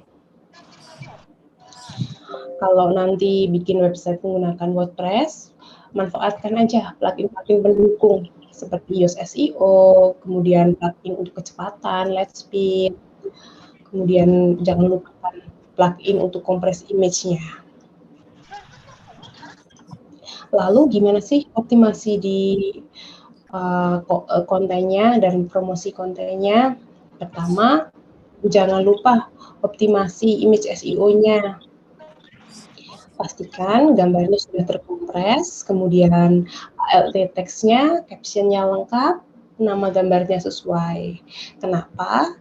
Tujuannya agar kalau image misinya lengkap, itu nanti di Google muncul. Contohnya ini yang di Niaga Hoster di bagian atas. Gambarnya terkompres dengan baik, alt image-nya sesuai kata kunci, deskripsinya jelas, nah muncul nanti di Google di atas sendiri. Kemudian kalau di konten itu juga kita harus memanfaatkan internal link, kita sambungkan nih ke link ke halaman lainnya. Nah, tujuannya itu nanti memudahkan pengunjung juga, membantu mengarahkan pengunjung ke halaman lain. Jadi tidak hanya di halaman itu aja. Misalnya nih, teman-teman punya postingan wisata alam Jogja. Nah, di postingan itu diberikan link ke postingan teman-teman lainnya. Misalnya wisata kulinernya. Nah, jadi kan nanti pengunjungnya lebih betah ada di website teman-teman.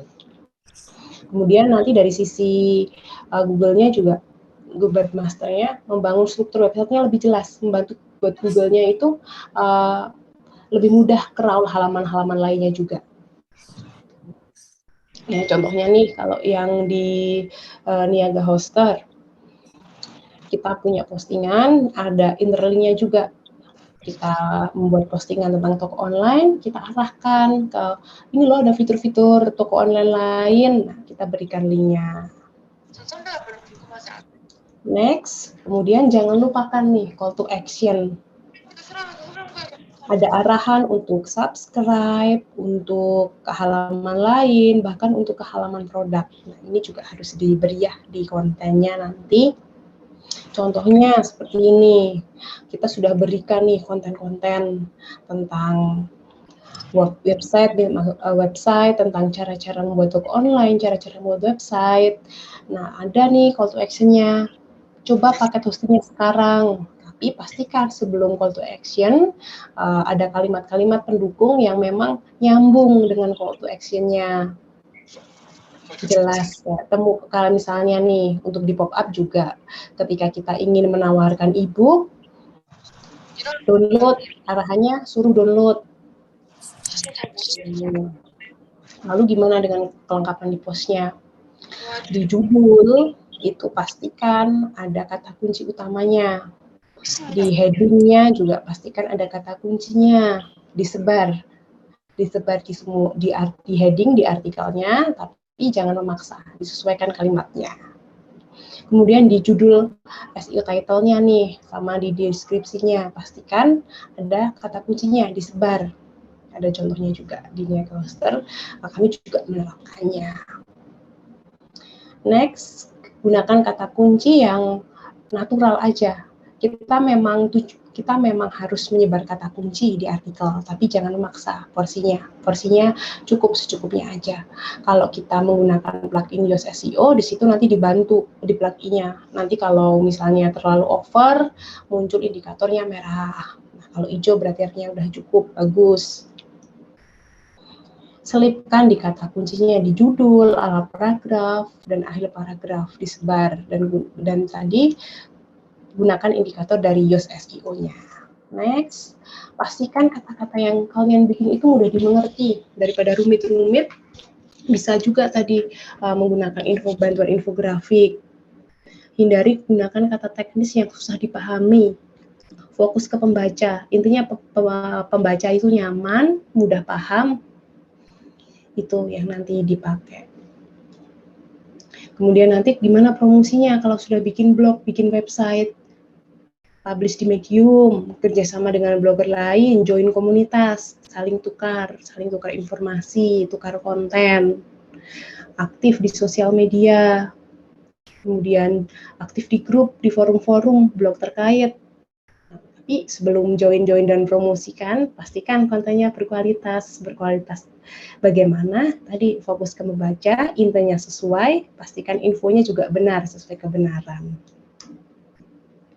Kalau contoh artikelnya, ini artikel SEO friendly, nanti teman-teman bisa cek juga di Niaga Hoster blog.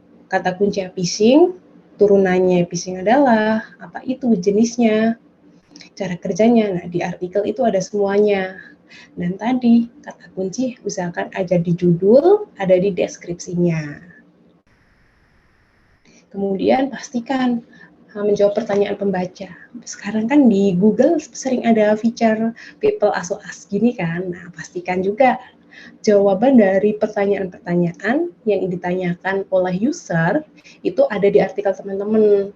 Nanti kalau jawaban memang artikel teman-teman itu berguna, bermanfaat, nanti Google akan masukkan artikel teman-teman di fitur itu. Misalnya phishing adalah di fitur ASOAS ini artikelnya Niaga Hoster juga masuk karena kita memang menjawab pertanyaan yang dicari pelanggan, cari user gitu. Kemudian struktur jelas dan pembahasannya lengkap. Ada keyword di headingnya, disebar. Misalnya kita tadi membahas pengertian, kita jabarkan juga cara kerjanya gimana, jenis-jenisnya apa aja, berikan informasi selengkap-lengkapnya, tapi intinya masih sama, masih satu konteks. Pembahasannya yang jelas juga.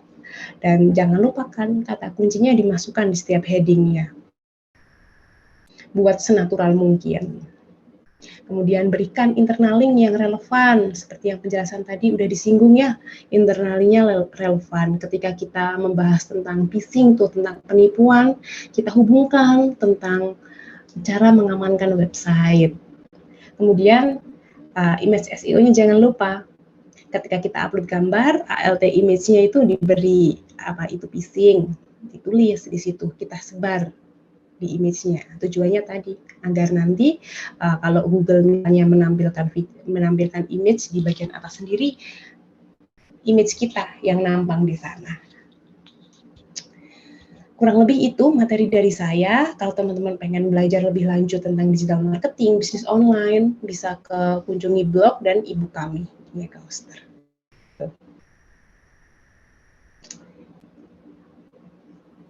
Oke, thank you so much Mbak Anis. So, menarik banget nih tadi materinya tentang penulisan SEO ya. Jadi SEO content writing nih. Kalau tadi Mas Arya sudah memaparkan gimana sih, kenapa sih data itu penting dan gimana cara ngolah data ke artikel kita.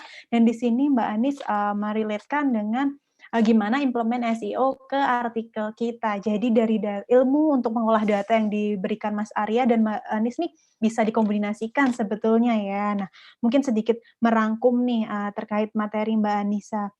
Tadi gimana sih caranya membuat konten yang SEO friendly dan copy yang menarik? Intinya yang pertama kita harus fokus pada pelanggan ya Mbak ya. Jadi pahami masalah mereka, kita tawarkan solusi melalui artikel yang kita tulis ya. Dan untuk tadi ada teknik copywriting juga yang Mbak Anissa sedikit paparkan, yaitu AIDA, attention, interest, desire, dan action. Nah, untuk teman-teman yang mau belajar copywriting, mungkin boleh banget tadi tips Mbak Anissa diimplementasikan, pantengin nih iklan-iklan dari brand ternama untuk belajar. Jadi kita bisa mulai belajar sedikit kosakata, stylenya, gimana cara mereka memaparkan style, voice, and tone-nya. Mungkin juga bisa cek artikel-artikel di Niaga Hoster, konten-konten Niaga Hoster terkait iklan-iklan kita ya. Terus gimana sih caranya kita menulis artikel yang SEO friendly? Tadi Mbak Anis sudah memberikan 4 steps nih. Yang pertama intinya kita tentukan niche-nya, atau topik utamanya tuh apa sih, seperti tema atau topik ya, niche-nya harus jelas gitu. Terus kita menulis itu konsisten di niche tersebut. Terus fokus dengan search intent-nya. Jadi kayak kalau kita sudah nemu nih niche-nya apa, kita harus tentukan search intent-nya atau yang nantinya akan jadi keyword yang akan kita pakai untuk menulis artikel itu. Jadi, misal kita mau menulis artikel A tentang seperti tadi bedak ya, pelangsing tadi ya. Kenapa sih? Pelangsing berarti karena berat badan. Jadi kita harus menjawab pertanyaan itu tuh. Terus kita pilih kata kunci yang related. Kata kunci ini terdiri dari ada beberapa jenis, tapi yang paling utama adalah primary keyword dan secondary keyword. Primary keyword itu adalah kata kunci utama yang paling sering dicari, secondary keyword adalah kata kunci pendukung nih. Karena secara nggak langsung kalau teman-teman lihat behavior kita saat ini ketika kita mau cari apapun itu pasti kita googling dulu ya kata kunci tertentu, review sepatu atau apa. Nah, itu contoh kata kunci tuh teman-teman. Nah, selain itu yang paling penting adalah riset ke kompetitor itu sendiri karena kita tentunya pengen ya menulis artikel itu yang lebih baik daripada kompetitor untuk bisa tetap bersaing.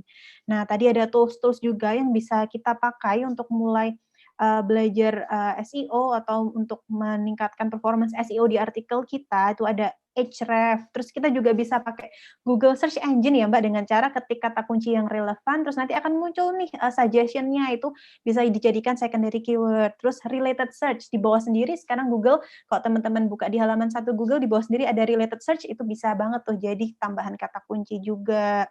Nah, selain itu hubungkan juga dengan Google Search Console, Google Analytics, dan plugin-plugin yang ada di WordPress atau website kita untuk melihat performa SEO kita, mengukurnya sebelum dipublikasi. Selain itu ada optimasi SEO konten juga ya. Jadi intinya pertama pastikan artikel kita tuh menjawab masalah pertanyaan user atau audience nih.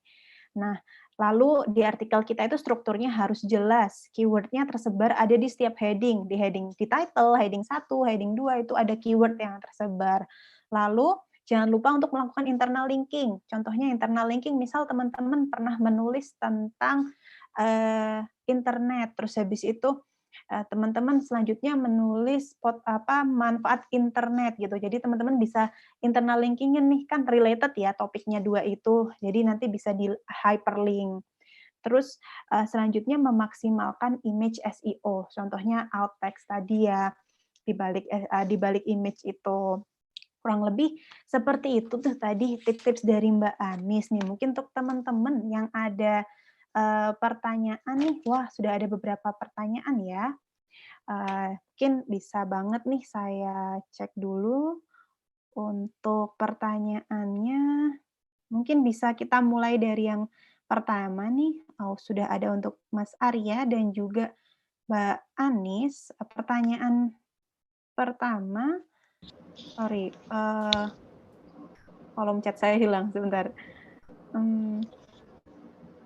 Dari Diah nih, untuk Mas Arya. Mas Arya, jenis visualisasi jurnalisme data kan banyak ya, Mas. Mana yang paling efektif untuk menulis update kondisi saat ini? Misalnya COVID-19.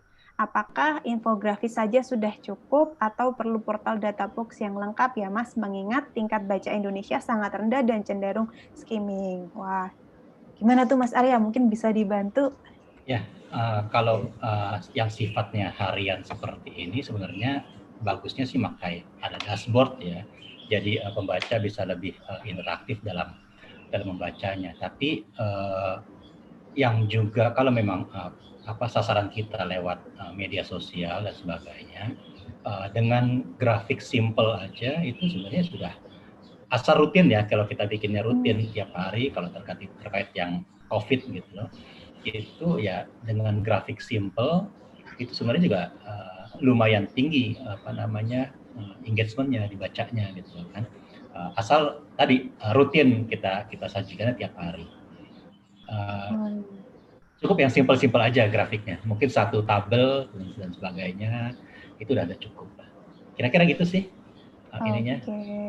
Terima Tapi kasih. kalau nggak mau capek, memang bikinnya pakai dashboard, jadi itu ada updating tiap hari gitu kan. Berarti udah auto update gitu ya Mas ya? Iya gitu.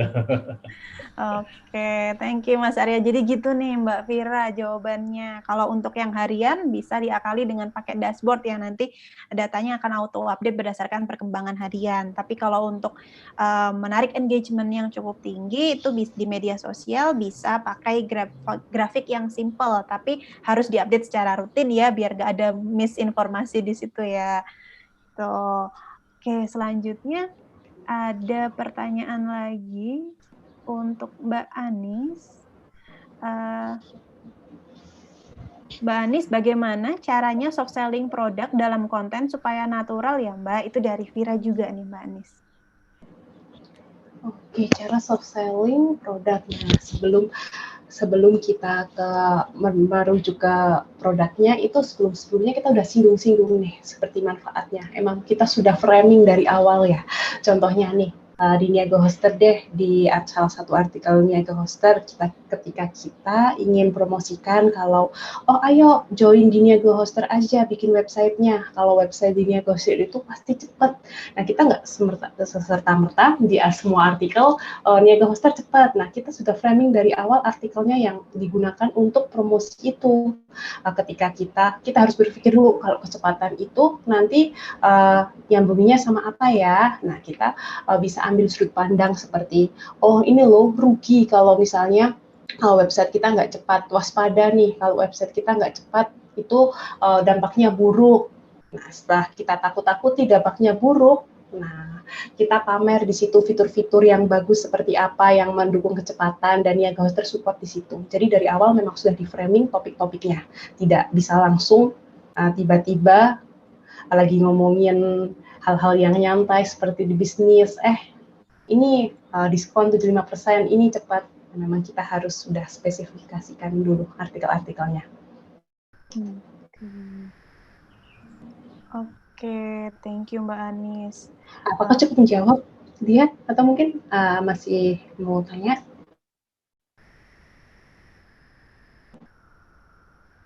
Oke, cukup menjawab ya. Thank you, Mbak Anis. Berarti intinya framing dulu topik-topiknya. Terus di situ kita mulai dengan intro yang memainkan psikologi pembaca, terus kita mulai menawarkan solusinya gitu ya, Mbak ya.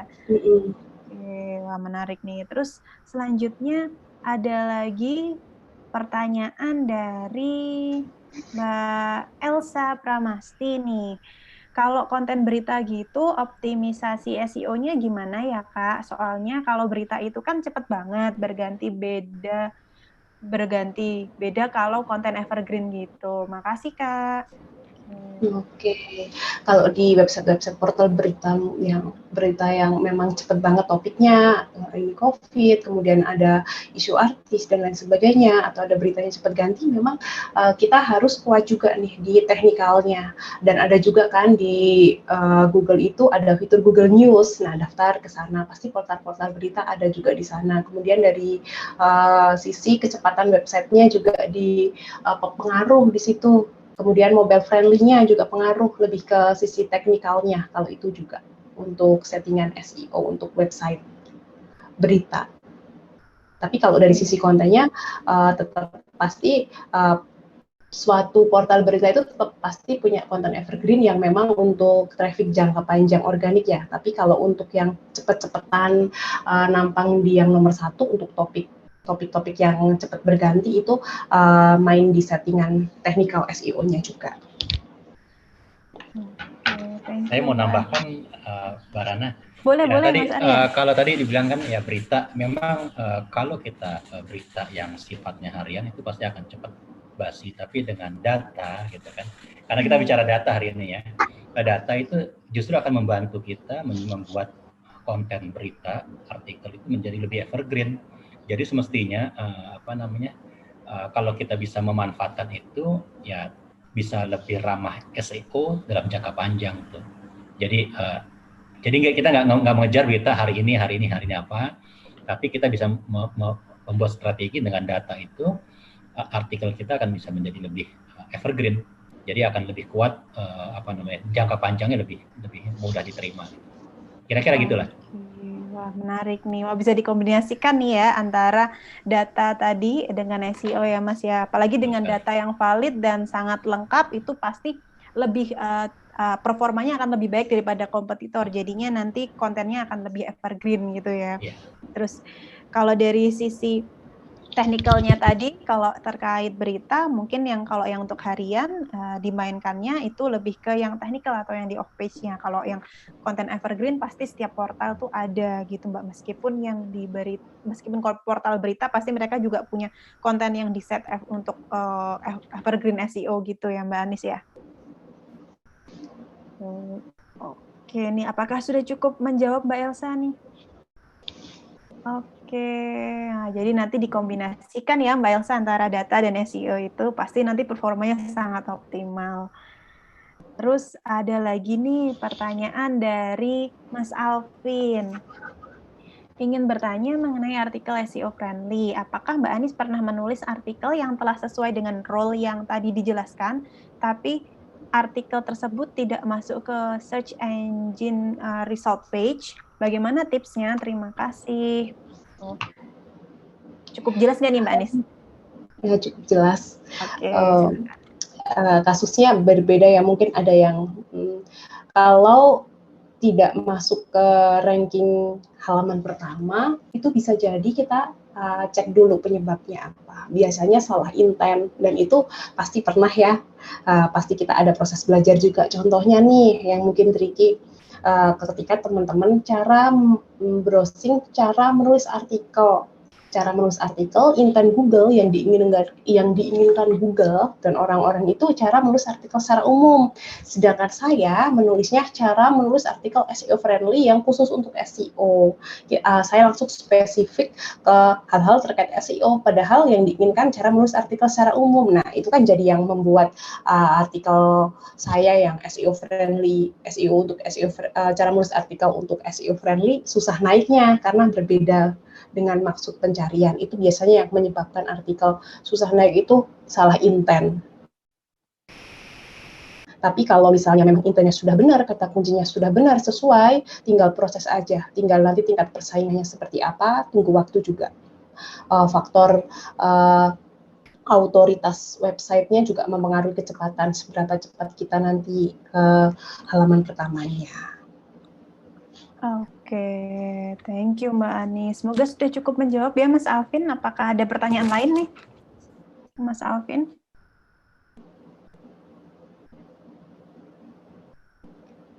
Oke, thank you Mas Alvin dan Mbak Anis. Nah, ada pertanyaan lagi nih dari Sela, tapi kayaknya ini bisa untuk dua-duanya ya, Mas Arya dan Mbak Anis mungkin bisa nih, nanti bergantian menjawab nih. Selamat pagi Kak, saya Sela, izin bertanya. Semisal saya sudah mengupload artikel di blog sendiri, tapi saya juga ingin mempromosikan itu artikel itu di Instagram. Kira-kira bagaimana tips supaya ada yang langsung kepo ke artikelnya langsung? Terima kasih. Nah, menarik nih, mungkin Mas Arya bisa memberikan perspektif dari segi data dan perspektifnya Mas Arya sendiri, dan Mbak Anis juga nih memberikan perspektif dari sisi SEO tips-tipsnya. Thank you. Mungkin boleh nih Mas Arya dulu. Ini apa namanya?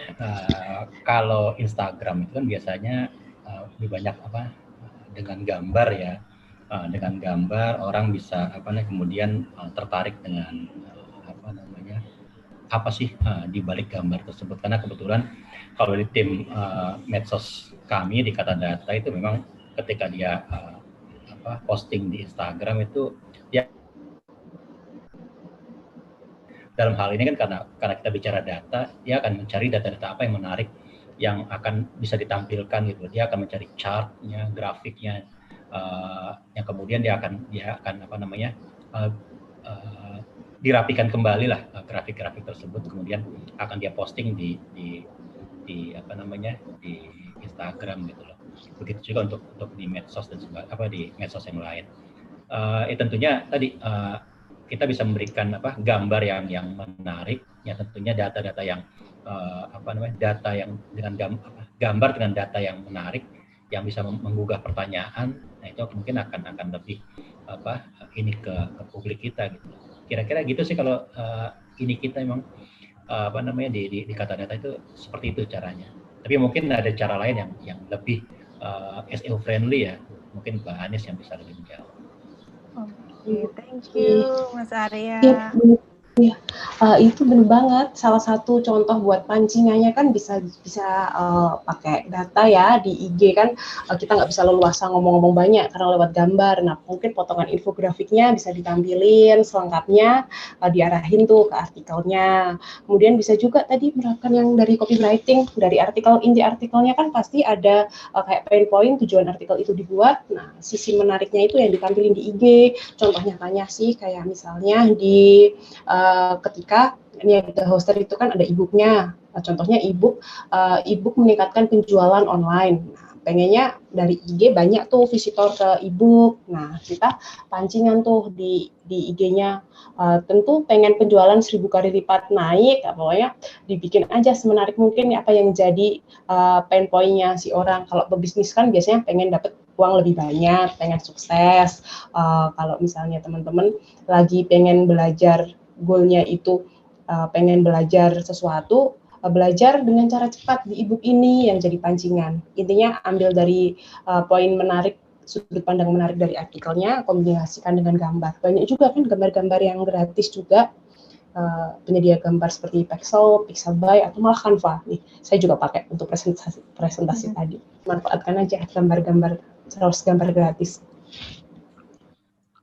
Oke, thank you Mbak Anis, Mas Arya nih. Berarti ini tadi sama ya tipsnya kurang lebih, gunakan maksimalkan potensi gambar dan data itu untuk di sosial media. Nanti baru mungkin diarahkan ke artikelnya melalui caption atau melalui hyperlink gitu. Semoga bermanfaat ya Mbak Sela ya, bisa mulai dipraktekkan. Nanti kalau dipraktekkan boleh banget nih tag Insight Niaga Hoster gitu. Dan juga Mbak Anis dan Mas Arya ya. Oke, ini mungkin ada pertanyaan lagi nggak nih dari teman-teman? Ini sudah cukup banyak ya tadi yang bertanya ya, sudah ada sekitar 4-5 orang yang sudah bertanya. Mungkin ada lagi. Boleh langsung ini unmute mikrofonnya karena kita udah ada di sesi Q&A. Jadi kalau yang malas ngetik boleh banget langsung nih.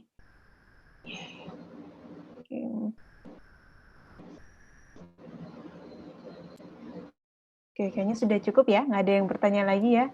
Nah, nanti kalau misal ada pertanyaan tambahan, boleh banget nih reach out tim Niaga Hoster, nanti akan kami sampaikan ke Mbak Anis dan juga ke Mas Arya. Oh, ada lagi nih.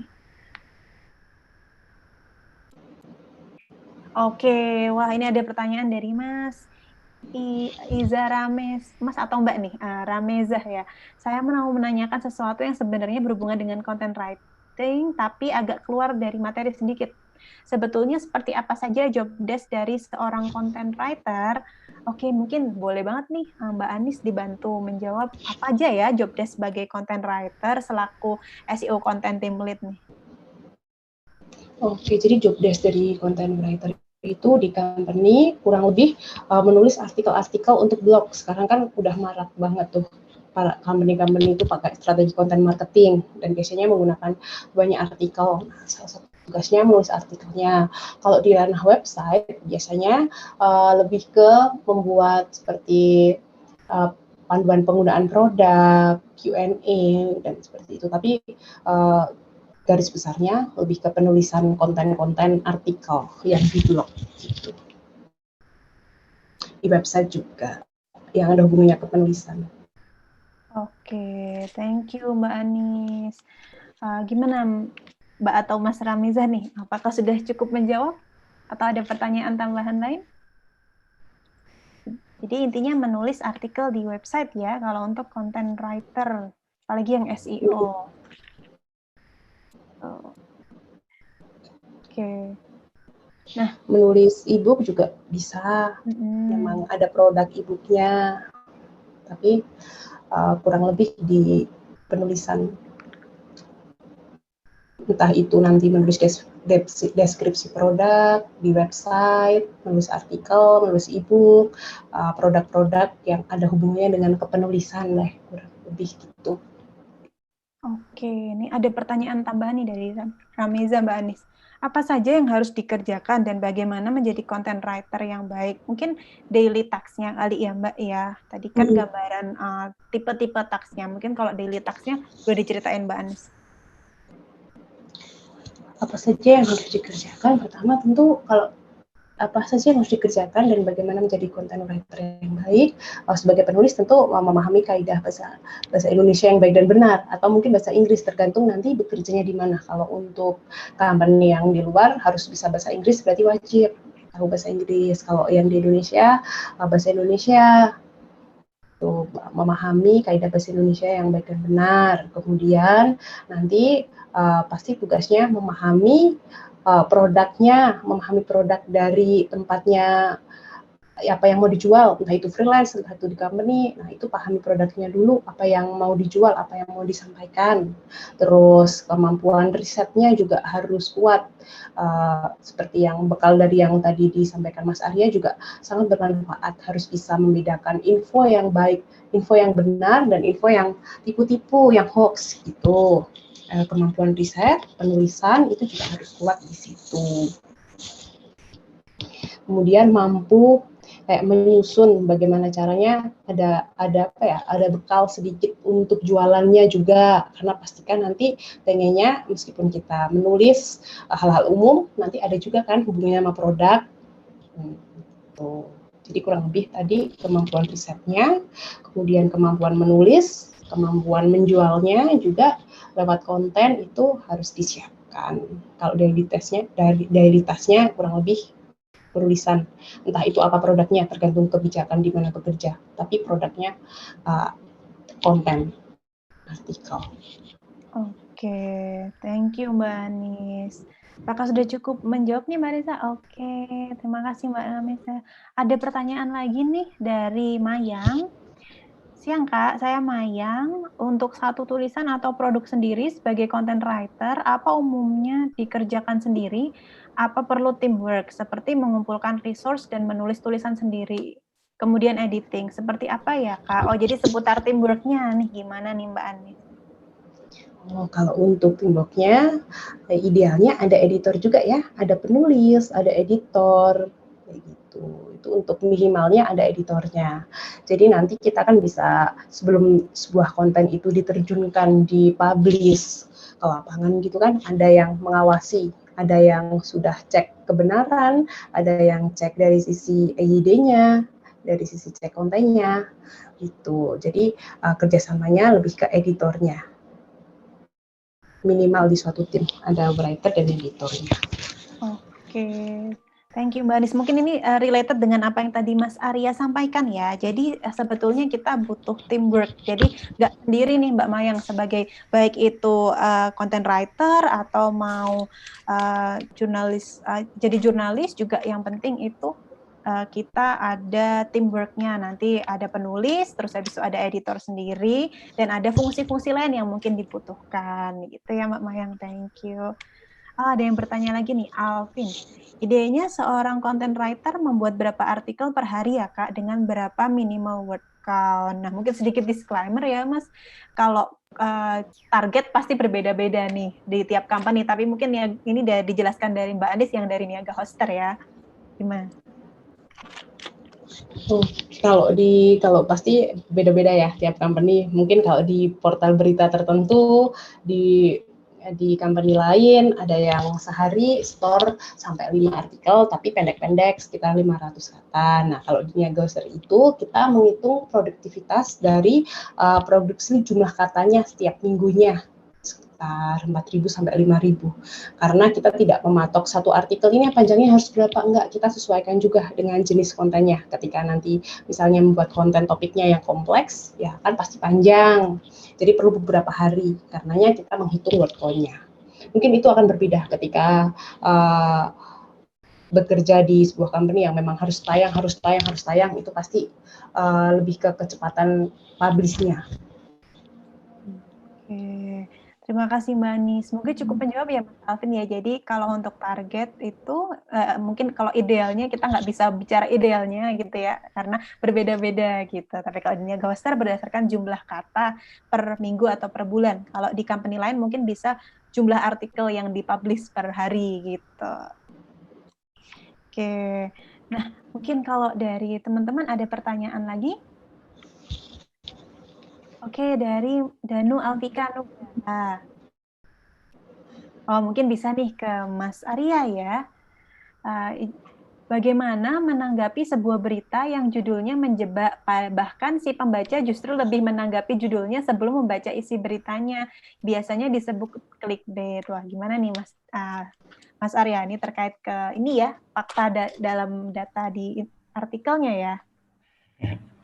Ya, clickbait ya. Memang media atau pembuat konten itu kadang-kadang membuat judul yang nggak sesuai dengan isinya gitu kan.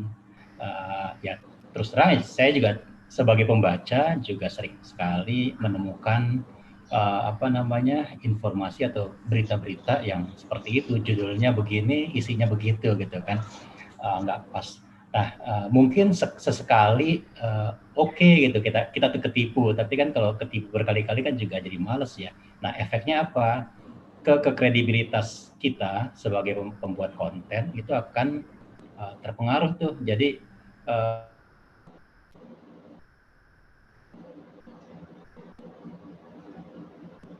Halo Mas Arya, sepertinya terputus ya suaranya ya. Atau teman-teman bisa dengar nggak nih suara Mas Arya?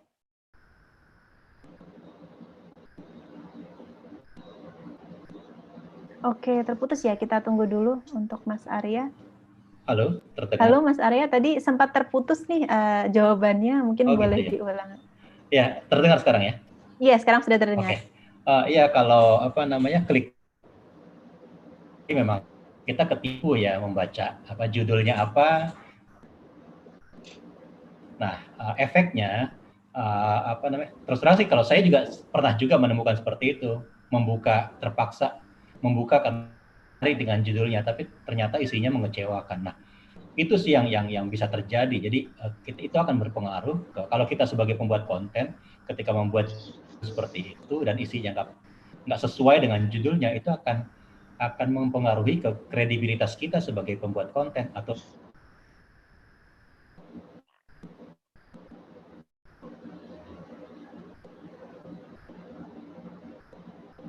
kali membuat konten.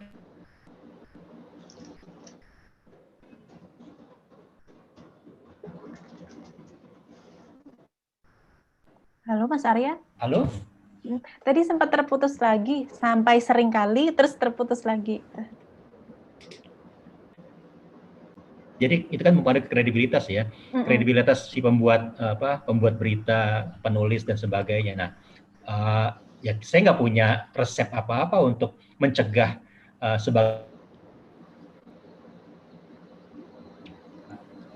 saya akan mengurangi atau menghindari membaca dari portal-portal yang seringkali memberikan clickbait gitu loh.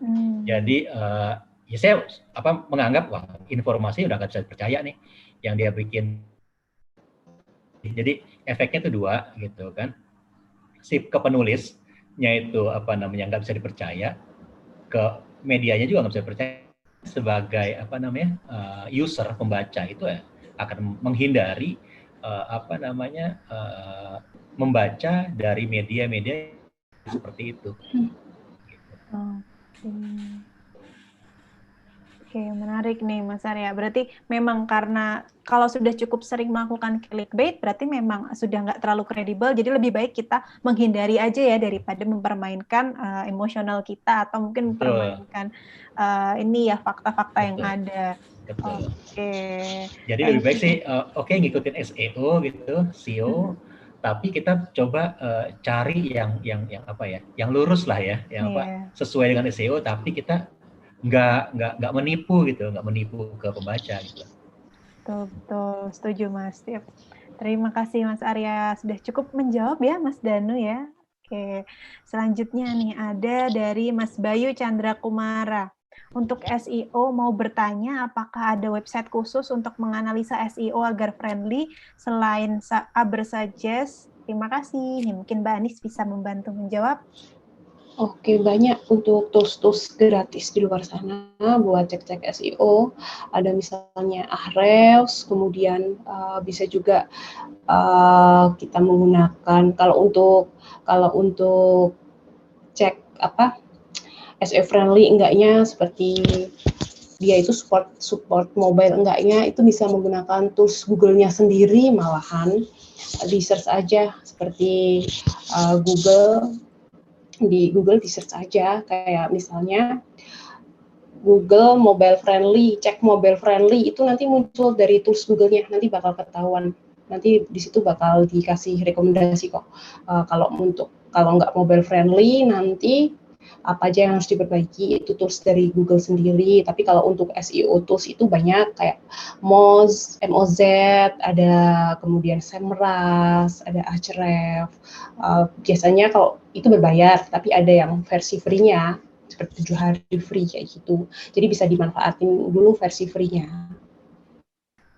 Oke.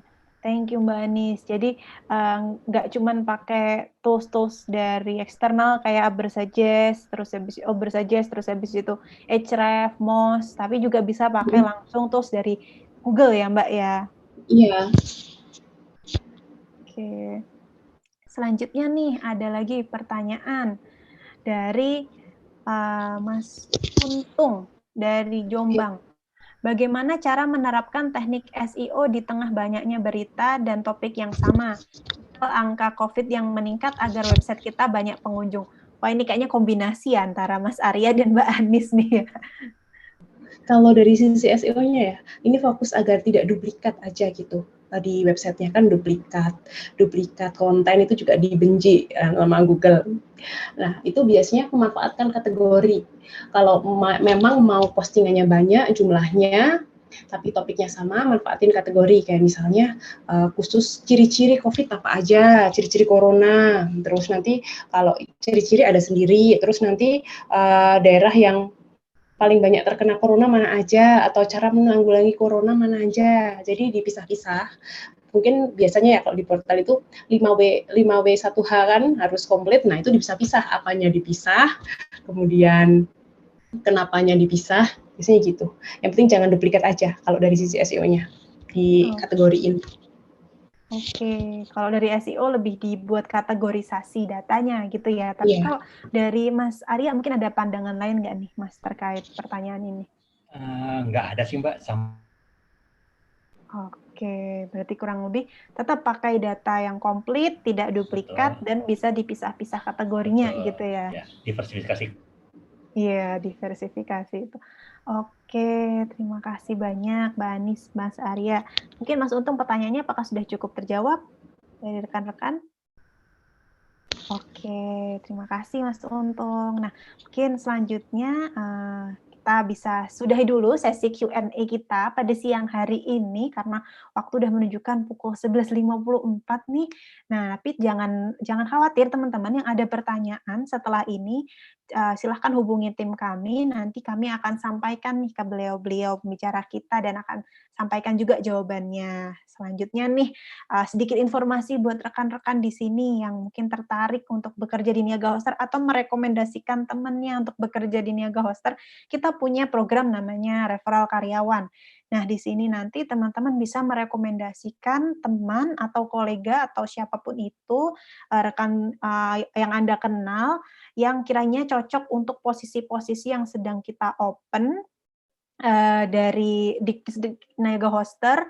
Nantinya teman-teman bisa rekomendasikan tuh profil orang yang kira-kira cocok, dan kalau orang tersebut lolos proses rekrutmen, teman-teman akan dapat reward. Nah, reward-nya ini up to Rp1.000.000 gitu. Untuk satu orang yang direkomendasikan. Lumayan ya, sambil mungkin tambah ilmu, sambil juga cari uang tambahan. Caranya gimana nih? Mungkin teman-teman kalau info lebih lengkapnya bisa cek niagahoster.co.id/karir. Di situ ada info ini, di sini caranya gimana sih? Tentunya caranya pertama cek dulu available position yang ada di Niaga Hoster. Terus make sure kalau kandidat yang Anda rekomendasikan itu, yang teman-teman rekomendasikan itu memiliki requirement atau sesuai dengan requirement yang kita butuhkan.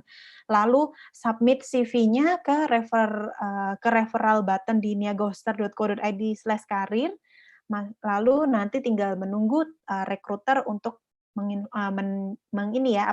reach out rekan teman-teman. Jadi di sini merekomendasikan teman, bukan merekomendasikan diri sendiri ya. Kalau merekomendasikan diri sendiri bisa langsung apply via open position-nya, langsung diklik open apply. Tapi kalau mau merekomendasikan teman, pakai yang refer. Apa sih keuntungannya ketika referral? Keuntungannya tentu akan diproses lebih cepat gitu. Akan diproses lebih cepat oleh recruiter karena platformnya sendiri ya, jadi nggak perlu mengantri. Tapi ini hanya untuk referral ya, tapi kalau untuk apply untuk yang diri sendiri bisa langsung klik di apply button-nya. Gitu. Nantinya ketika sudah kerekrut, teman-teman akan dapat reward yang akan kami sampaikan 2 kali, yaitu reward yang pertama akan kami deliver atau transfer ketika teman-teman itu kandidatnya resmi ter-hire, lalu yang kedua adalah ketika teman-teman yang Anda akan rekomendasikan itu lolos probasi atau 3 bulan masa percobaan itu. Selanjutnya, nah ini dia akhir dari rangkaian Niaga Hoster Virtual Career Fair ya, teman-teman. Di hari pertama kemarin sudah mengikuti full stack developer and backend developer webinar dan juga how to deliver excellent support for global customer. Dan di hari kedua ini kita sudah melangsungkan webinar tentang data dan SEO for content writing yang sudah dipandu oleh pembicara kita Mas Arya dan Mbak Anissa. Thank you so much atas waktunya teman-teman untuk belajar kali ini bersama Mas Arya dan Mbak Anissa, dan terima kasih juga waktunya Mas Arya dan Mbak Anissa sudah membagi ilmu ya bersama rekan-rekan di sini. Dan nantinya di jam 1 akan kita lanjutkan ke job fair atau acara puncak Niaga Hoster Virtual Career Fair yang nantinya juga ada webinar seputar karir hack dan cara atau tips-tips virtual interview. Jadi buat teman-teman yang bingung nih gimana sih nanti ketika rekrutmen online, nanti boleh banget ikut sesi selanjutnya di Niaga Hoster Virtual Career Fair yang job fair ya jam 1.